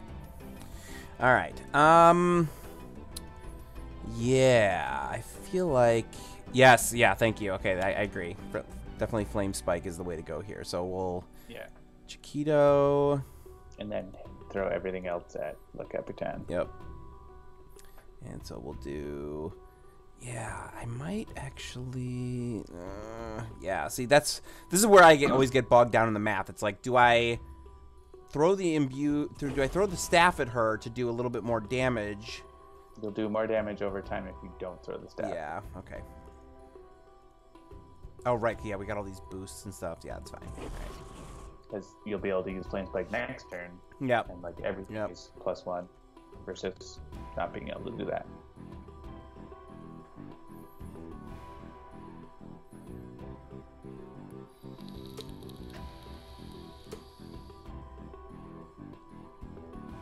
You got to discard a card. Arsenio Hall did that voice? Really? I had Apparently no idea. it was a all-star lineup. The guy who did Venkman was the same guy who did the voice of Garfield, I assume, right? Because that's what it sounded like. Not Garfield in the movies, because Garfield in the movies was Bill Murray, but like the Garfield cartoon. I'm pretty sure it was the same guy who did the Venkman voice on the Real Ghostbusters. Somebody can pop open IMDb. I'm sure the chat will figure that out. Discard something. Yes, discard that. Got it back. All right. Maurice LaMarche was Egon. No kidding. For anybody who's wondering, that's the guy who does on Futurama, the Limbo guy. I can't think of his name.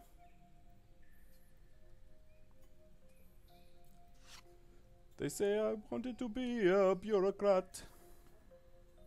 Oh yeah, Chiquito stealing my cards again.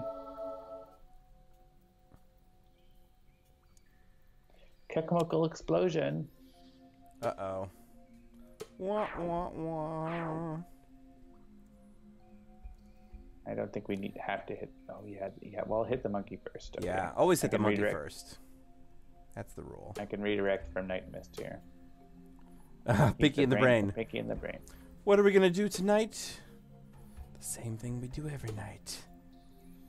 Try to take over the world. I heard they were rebooting that. Is that a thing? I don't know. I feel like I heard that they were gonna do like kind of how they did with DuckTales. Chiquito stole the card and. Damn it! I didn't have enough cards. Go back to play a card. All right. I only had one card anyways. It was the useless thing that you can do if you The want Animaniacs theme song is actually a song that I sang to all of my kids as a bedtime song. Because for some reason I actually knew all the words to it and I thought it was a fun song. So I sang that to all my kids as they were growing up.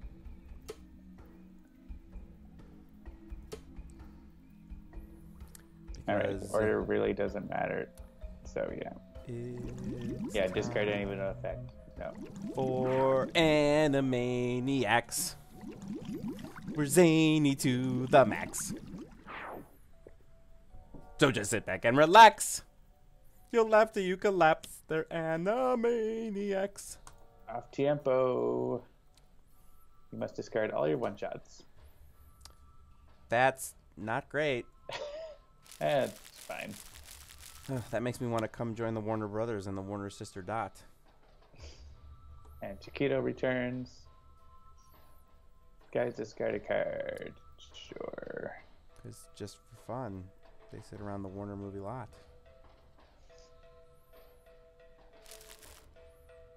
They lock us in the tower whenever we get caught. But we bust loose. And then vamoose. And now you know the plot. All right. You gotta hit Chiquito to get that card out. Yep. Yeah, it's actually, this is a rough matchup because Nightmist always wants to be discarding and like ABD, and Chiquito always wants to steal it. Yes, Animaniacs. We have to pay for play contracts. We're zany to the max. There's baloney in our slacks. And yes, I skipped the whole second verse. I know. I don't need anybody to tell me about it. All right, it is time to bump you up.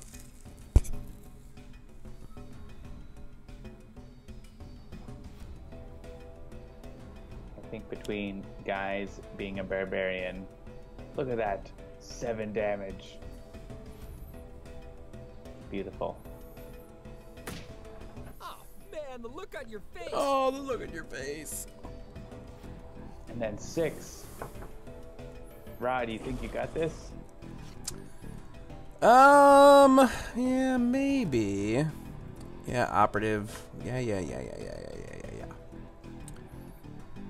Solar flare. Yeah, definitely gonna solar flare. And then I'm gonna throw my staff at you.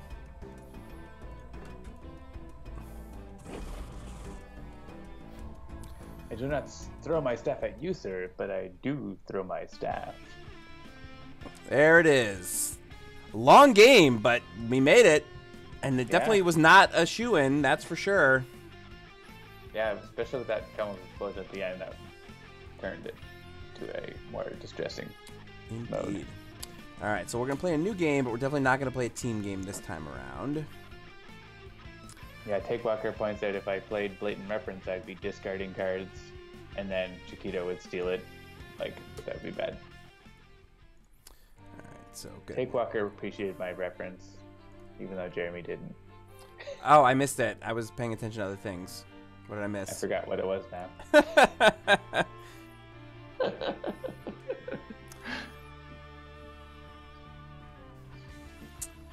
All right.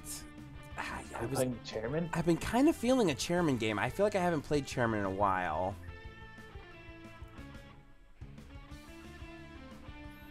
Just gonna keep randomizing until I find something that seems interesting. Yeah. So last time we played, ooh, Omnitron-X Court of Blood. That is definitely a matchup I have never played. Ever in your life? Ever in my life. I've never played Omnitron in the Court of Blood. It All seems right. like a really interesting matchup because it's like Omnitron has no blood. Should we choose heroes that don't have blood? Oh, that's an interesting twist. I mean, there is only one, so oh, that's... yeah. Well, who don't have human blood, I guess. Who don't have human blood? How about that? Okay, that's fair. Yeah, I mean, like, Omnitron-X could be one, obviously. Skyscraper. That might and be it. I mean, I guess... I mean, Absolute Zero. Yeah, I was going to say, an argument could be made for Absolute Zero because of the whole freezing thing, so I think Is there... I'm curious if there's anyone else. I'm trying to look at everyone and see if anyone else has been, like, somehow... I guess, like, Writhe, right? But we don't have him in here yet. Or yeah. Dr. Medico also Yeah. would be... Goal Immunity, Blue Dolphin points out. Yes, that's a good point. And Dark Watch Mr. Fixer, because he's corpse. Yeah. I mean, he has blood. It's just not pumping through his veins. Or Fnatic. Oh, Fnatic's got a human form, so I think Fnatic's got blood. All right, I'm doing Elemental Wrath, Absolute Zero. Whoops. And I think regular Omnitron-X is a good one. All right. Does that look Maybe good? I'll go with Extreme. Extreme. Yeah, Nougat Bar says the same thing. Yep. All right. He has human blood, but he has no flow. He is no flow. All right, Omnitron at the Court of Blood versus a team of, is that Extreme Prime Wardens Tempest? It is. Yep, and Omnitron-X, Extreme Skyscraper, and Elemental Wrath, Absolute Zero. And Power it's source. sure to be a bloodless fight. Power source unknown. Directive destroy. Look to the skies. I see what I'm about to unleash upon you. You think you can hope to stand against the storm? All right. So Tempest opens with Aquatic Correspondence, Ball Lightning, Chain Lightning, and Shielding Winds. Omnitron has got Bioengineering Beam, Disruptive Flechettes, Innervation Ray, and Temporal Shielding. Skyscraper's got Catch a Ride, Neuralizing Resonator, Rebounding Defibrillator, and Tectonic Chokeslam. And Absolute Zero's got a Coolant Blast, Cryo Chamber, Focusing Apertures, and Onboard Module Installation. You can catch a ride. Oh, speaking of obscure cartoons, did anybody see the news this week that they are making a live-action Mask movie?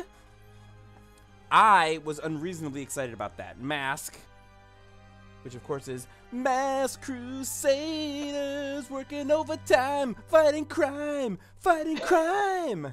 Speaking of live-action remakes to ruin your childhood, the Reboot remake is on Netflix now. I haven't watched it. My son is watching it. He really likes it, and I blew his mind when I told him that. I'm like, that's a remake of an old show from when I was a kid. He was like, my God, you should, what? You have to show him the old show that has, like, it's like computer... Yeah, like the graphics first from computer 1989. graphics. Yeah, totally.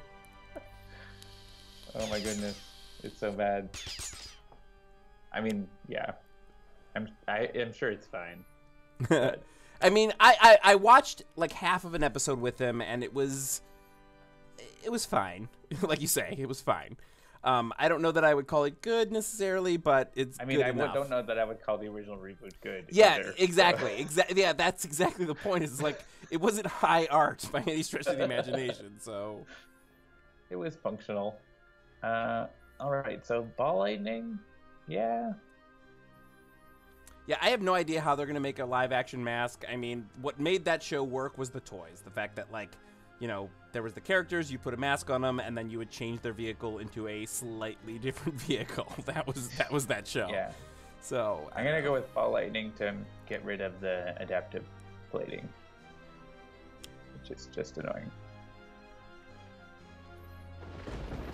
Yeah, somebody said when I posted the thing about it, they were like, oh, of course, what's not to like about Mask? It's G.I. Joe meets something meets Transformers, but really GoBots.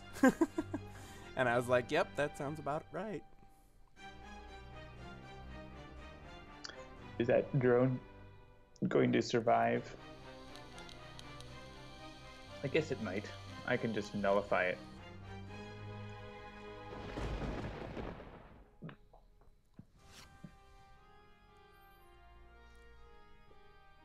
Cytosine says there could be a live-action Laser Riders. Ooh, that would be pretty sick.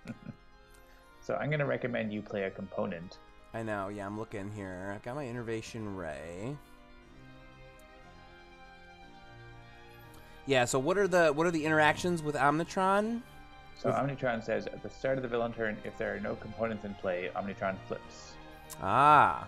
And we are pretty likely to destroy the other component. So if you play a component, Omnitron will flip.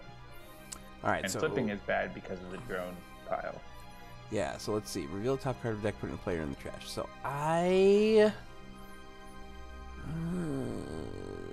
my gut is to go for like absolute zero here. Do what you like.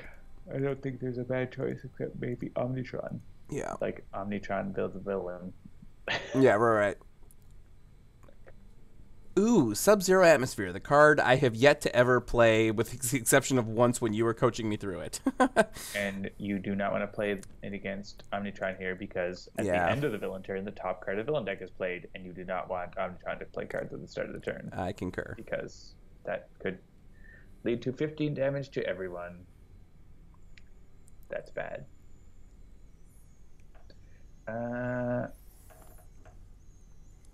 Yeah, I kind of don't want to go huge right now because there's no environment cards. But I think going small is not bad. So I'm going to play Catch a Ride and have Omnitron-X deal damage, which has an Nemesis bonus. Nice.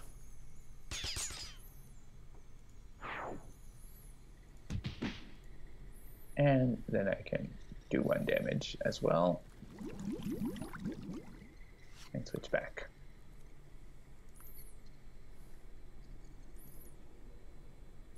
Oh, I didn't even realize that we... Siren said, I'm thinking of the mask. That's very different. Very yeah, different. it's very, very different. I didn't even realize that this was Cosmic Omnitron. It just sort of randomly picked it. Well, it is. It's yeah, no, Cosmic. that's fine. I hadn't realized that it was the variant version, but that's fine. All right, I'm gonna do this glacial structure, and I'm going to. What mask toys did you have? Me? Yeah. Oh man, I had a bunch actually. I might actually still have the motorcycle that turns into a helicopter. I definitely had the main guy. I had like the car, or whatever his name right, is. the main guy. I had the like.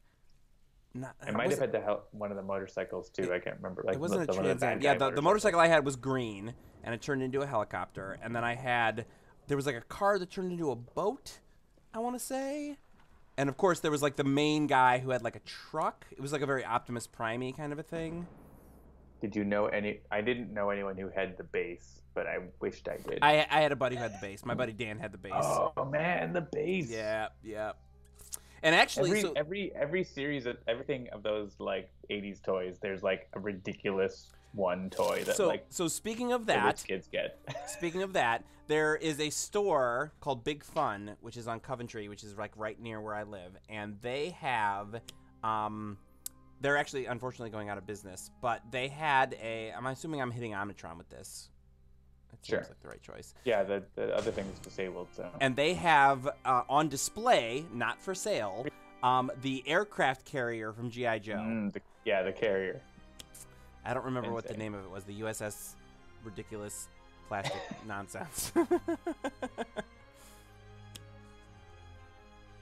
But they have it, and it's really cool. They have like a ton of toys on it. Like He-Man, you could get Castle Grayskull, right? Like I had Castle Grayskull. Did you have a Castle Grayskull? I had a Castle Grayskull. Yep. I guess you're only going to get one of those crazy things, right? Like you're not going to get all of them. Yeah, I had like Man-at-Arms and. I had the Battle Cat, and I had the Skeletor that like he had the rotating battle cylinder in his damage. chest. Battle damage. Yep, I had a couple of those. Yes, And a as cape. flag. It's Thank you, called Seamus a Butler. cloth cape.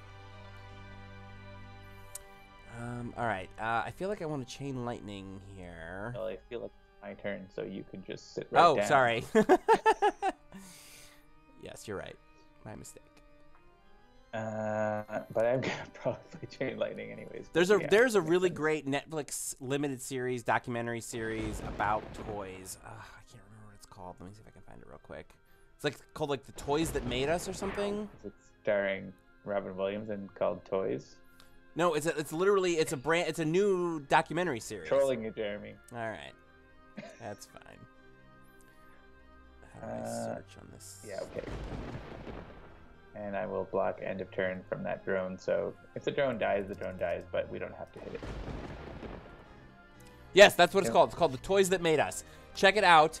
There are 4 episodes. Oh, no, stop that. There's one for G.I. Joe. I should watch that. Oh, it's good. Definitely watch it. There's for Star Wars toys, G.I. Joe toys, Master of the Universe toys, and Barbie toys. And that's only the first 4. There's going to be 4 more episodes, and I don't know what they are, but they aren't out yet. But yes, I watched it. It was great. There's a documentary about the Ninja Turtles that like dives deep into that kind of stuff with just the Ninja Turtles as well. Like it's not just the toys, but also like how the show happened, like especially out of this like comic book that was definitely not a kid's comic book. Yeah, totally. Yeah, I remember that was like a big deal when it came out. It was like, wait, this is totally not a kid's thing. So yeah, why? That's on Netflix as well. The Ninja Turtles documentary. It's really interesting. Do I want to do that? Yeah, I do want to do that. We're gonna reset. I always reset when I have it. It's one of those things. All right. I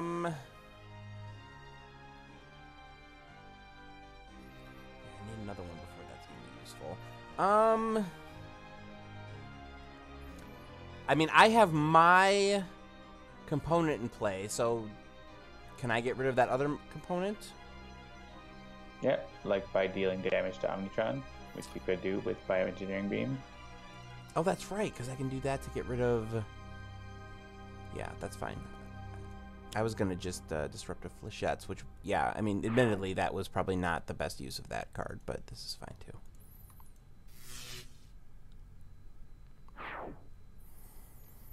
Oh, Citizen, that's really interesting. Yeah, they definitely did gloss over some stuff. I did not realize that there was like a whole spat of lawsuits between Conan and Hasbro over He-Man. That's really interesting.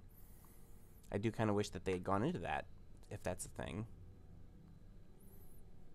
I'm going to... Yeah, my guess is that the other 4 episodes, I'm sure Transformers will be one of them.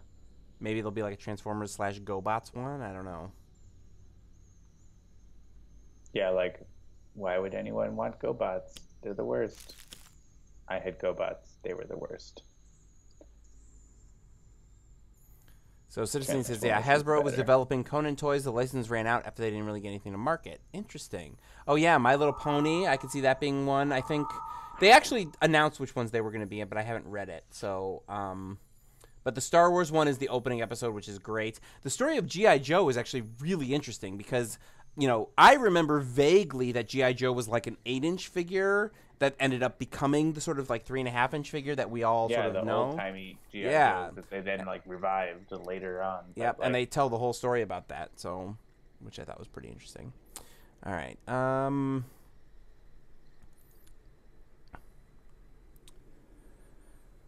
Is anything even dealing fire damage to me? I don't think so. Yeah, I'm just going to punt and just keep doing this, and we'll hopefully everything will all work out in the end.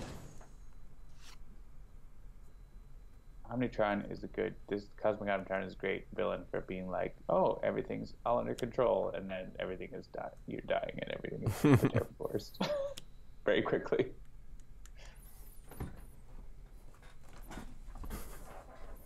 Oh, apparently it's going to be Legos, Transformers, Hello Kitty, and Star Trek. Ah, the next set. Okay. Lego, yeah, Lego's good. Transformers, Hello Kitty, and Star Trek. That's interesting. Yeah.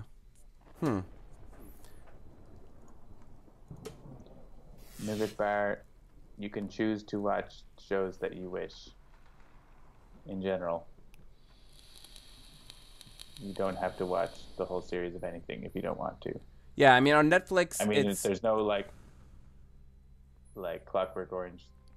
Yeah, I mean I found the Barbie episode really interesting just because it was so outside my experience. That's episode 2. But 1, 3, and 4 are Star Wars, He-Man, and G.I. Joe, respectively. So, honestly, the woman who was the sort of mastermind behind Barbie was really sort of cutthroat and interesting, so I would recommend watching it, but...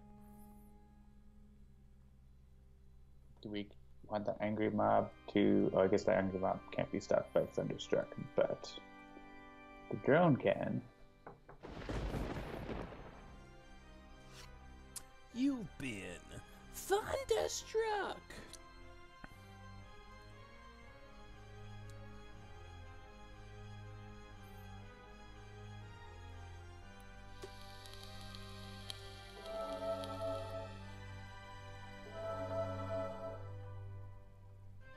These are all at full?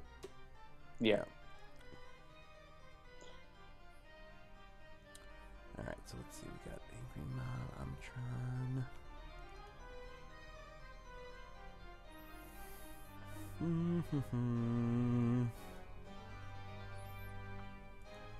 Yeah, I'm gonna do this and get rid of this. And not gonna hit that. And I'm gonna hit those things.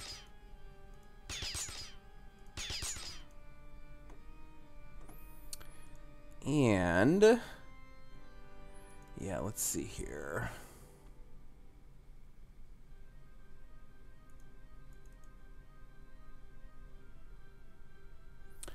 Yeah, between the Angry Mob and the Feast of Flesh, which one would you rather be gone? The angry mob will like deal us a little bit of damage and also hit the villain, so I wouldn't worry about them.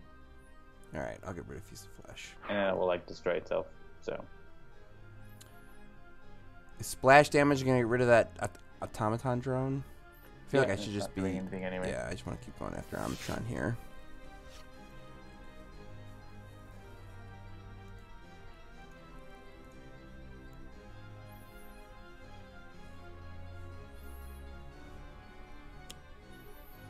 Let us link.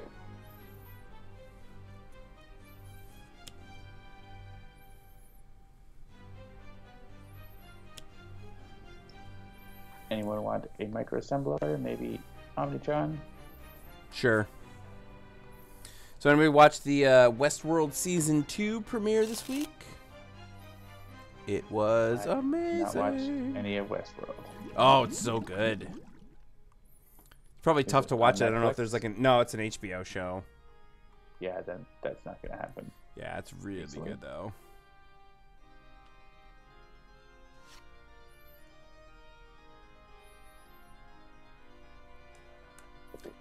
Yeah, and that's probably the only like sort of current show that I'm even watching. There's a bunch of great shows out there. I tried watching The Expanse. Excuse me, I couldn't get into it. I'm sure it's good. Like, I'm not trying to impugn its reputation, but actually, yeah, this Omnitron is just hit Omnitron. Yeah, that's fine. Gummy bears bouncing here and there and everywhere. Yeah, I know about Gummy Bears, Citizen. Drug abuse. It is absolutely a show about drug abuse. There is no two ways about it. Oh, Seamus Butler says the new Lost in Space on Netflix. That is a thing that I'm actually, like, it was a couple of people that I respect were like, hey, this is good, you should watch it. So I'm very much considering checking that out. I would say it is good. Don't think too hard about it. That's fine. I actually really liked the Lost in Space movie from, you know, whatever it was a decade ago with what's her name from Party of Five. I can't help thinking too hard about things, and it's like Brittany and I are like, oh my god, the plot holes are the worst, but we still watch it. It's just like the worst. Just don't even if you're bothered by that sort of thing, then you probably shouldn't watch it. Yeah, I'm thinking about giving it a shot, like having something sort of mindless and fun to watch. And I think like you'll probably like it even more like as a dad. Like there's lots of like family. Yeah, see that was the thing about the first one that I was like, or not the first one, the second one, the movie reboot that had what's his name from Friends and what's her name from Party of Five, and yeah, the mom from that other thing. Like, I don't remember any. Oh, and Gary Oldman, of course. Like, oh, and the mom in this is from House of Cards. Oh, okay, yeah, right. Jackie. Yeah, Jackie. Yep. Yeah. So we've got an Electro Pulse. Yeah. Do we have a way to deal with that? Just besides just shooting it, I guess we can just shoot it. That seems like a good plan.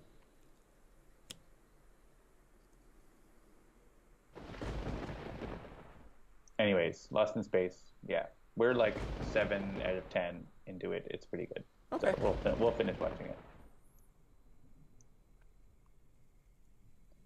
Does Dorothea do anything? Each non-member target 1 infernal damage. You actually probably want her to hit things, so just okay.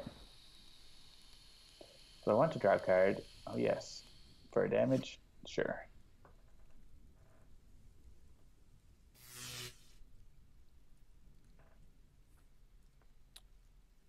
We've been watching The Flash, which is good, but we actually stopped watching Arrow because we got really annoyed with the constant, like, the writing constantly falls back on the trope of angst about feeling sorry because you feel like you're responsible for things that other people did, like the villains.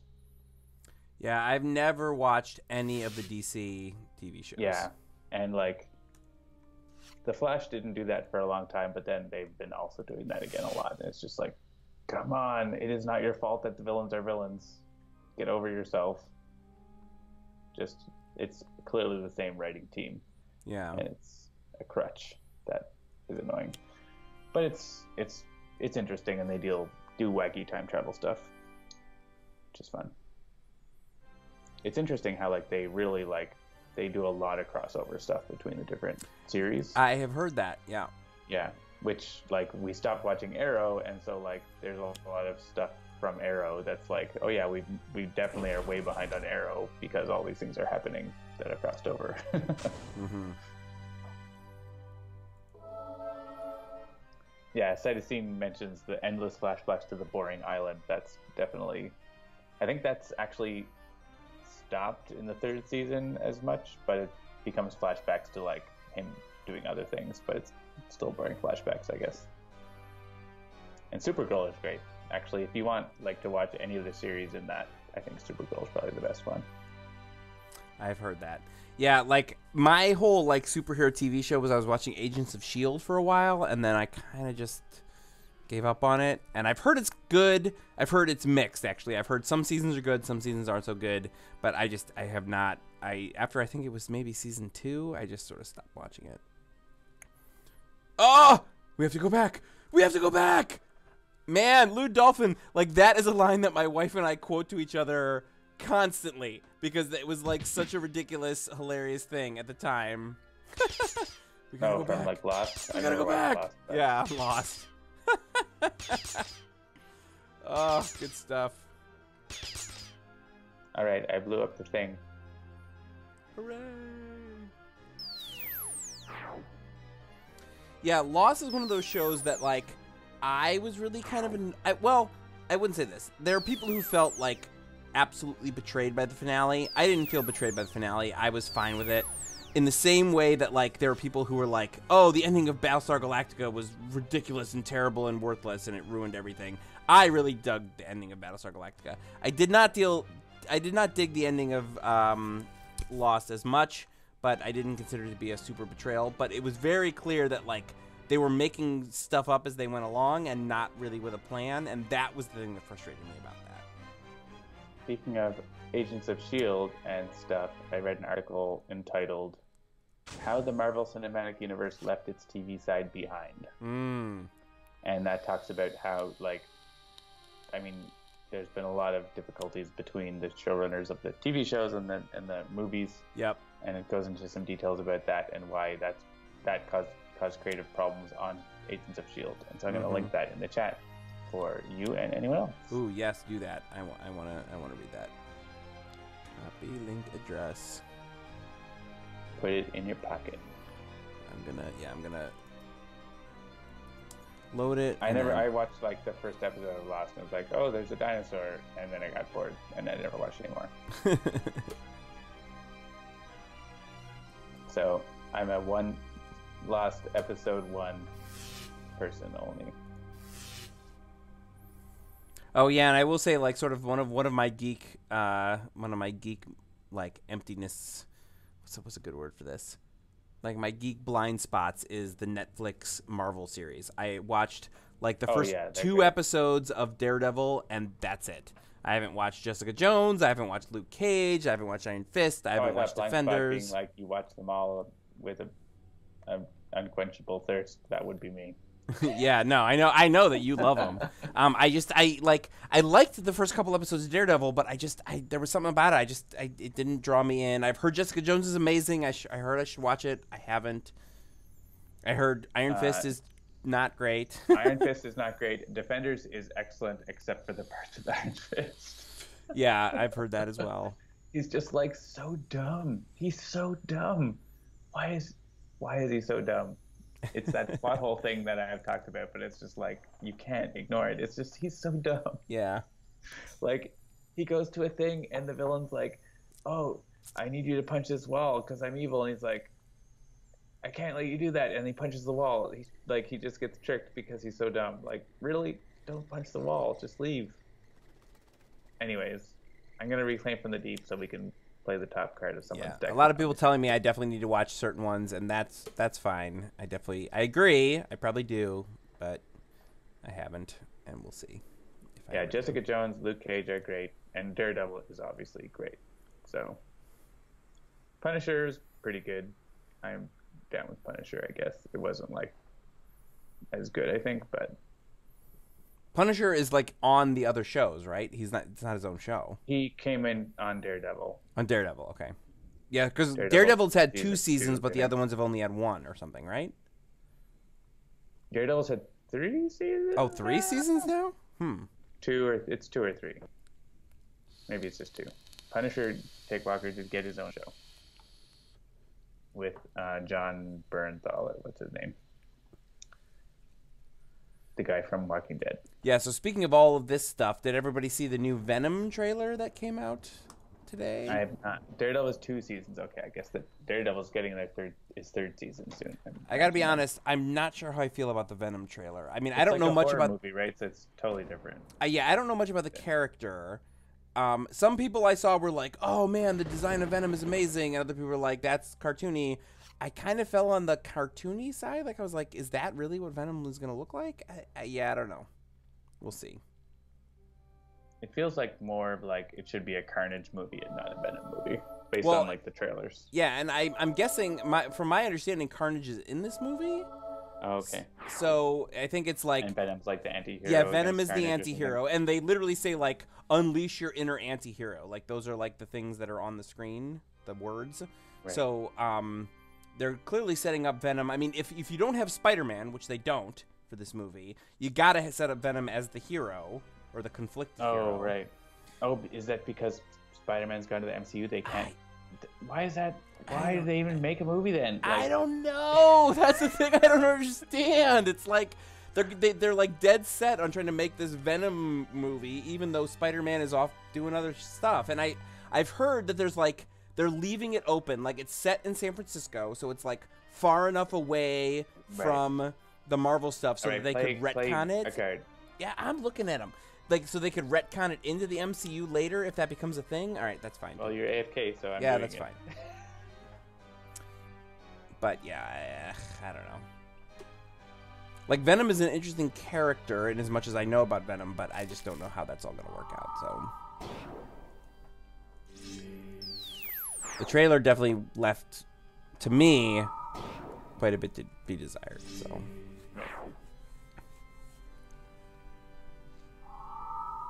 yeah, there wasn't a lot of Venom in the trailer until the end. Right? Yeah, that's exactly it. Like, you see Venom for like half a second. We are Venom, but like that moment, I was kind of like, is that really what he's gonna look like? That seems. I mean, yes, it's kind of true to what the comic book version of Venom, at least what I'm familiar with, looked like, but it didn't seem like it And fit. the comic book Venom isn't anything without Spider-Man. Like he's a mirror to Spider-Man. That's the point of the character. Yeah. So there's no like, I don't know. So I guess we'll see. Yep. I'll probably. Yep. See it. We will see. I'm sure I'll see it at some point. I don't think I'm gonna be like lining up day one to see it. Do I want to play the cryo chamber? I do want to play the cryo chamber. That is the thing I'm going to do. And then I'm just going to use my base power. Omnitron. Shoot the things.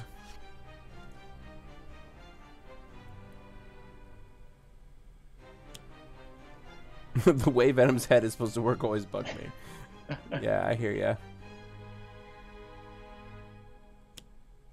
Yeah, like I grew up with Todd McFarlane Venom, like the original Venom with Spider-Man, and it was like, that's what Venom is to me. All right, we can Rebranding Debilitator, probably the one going to Omnitron, because Omnitron is going to get wrecked.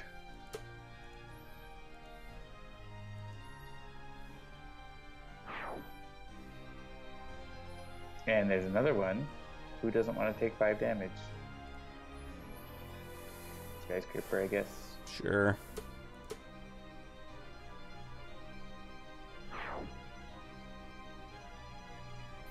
We need a Great Lakes Avengers miniseries to kickstart a Squirrel Girl movie. I would love a Squirrel Girl movie. Squirrel Girl's the best. Yeah, I would be really interested. Like, it's one of those things where it's almost like the audacity of it. Like, Marvel has sort of shown at this point that no matter what they try to do, it will at least come out halfway decent. So I feel like, you know, trying to do Squirrel Girl 3-4 years ago would have been like, what are you doing? But now they've kind of shown that no matter how ridiculous and outlandish a concept is, they can probably nail the landing. Like Guardians of the Galaxy and Ant-Man are both things that shouldn't have succeeded. So like, yeah, go ahead, do it, man. Do a Squirrel Girl. Why not? I read something recently that was like, not recently. I read something within the last several years that was like, why Squirrel Girl is canonically one of the 3 strongest heroes in the entire Marvel universe. Yeah, because she took down Doctor Doom by herself. Mm-hmm. Yep, exactly. The thing is, they can't do it because Doctor Doom belongs to this crappy studio that keeps screwing up the Fantastic Four. If they could like get the Fantastic Four back and Doctor Doom back, then they could make a great Squirrel Girl movie, I think, with that. Well, I mean, Disney's trying to buy 20th Century Fox. Last I heard, I don't know where that's at, but...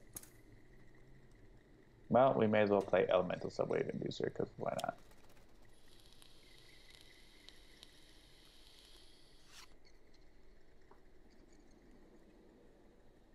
Oh, yeah, Inhumans. There's like a, Inhumans movie? There's a TV series that we're going to...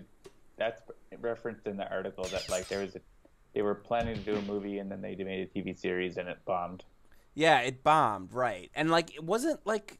Yeah, I was going to say, because... And I haven't read the article yet, but, like, they were kind of setting up the Inhumans in Agents of S.H.I.E.L.D.? Like, wasn't that the thing they were setting up? Yeah, well, they're really... I think the goal of the Inhuman stuff with Marvel is to, like, have something that isn't the X-Men because they can't make money off the X-Men on the movie side. So like they've been switching the comics to focus on the Inhumans, and they've been doing other stuff and doing less X-Men stuff. When it's really like people just actually want the X-Men, so just like get the X-Men back and do it right. But yeah, I remember watching some YouTube video that was like, at some point, as much as we hate it, they're gonna have to recast Wolverine. How could that possibly happen now that, you know, Hugh Jackman is kind of like this? He is like the definition of Wolverine. Right. And at some point they're going to have to, and that's just the way it is. Or they'll just have a CG Wolverine forever. Oh, yeah, I guess that's the thing they could do. All right, what do you think? Think we can get these last 3 HP? Software 2000 says, why not? Well, I'm going to talk about the cards and deal damage for each destroyed. That is true. I did think about that. But he didn't.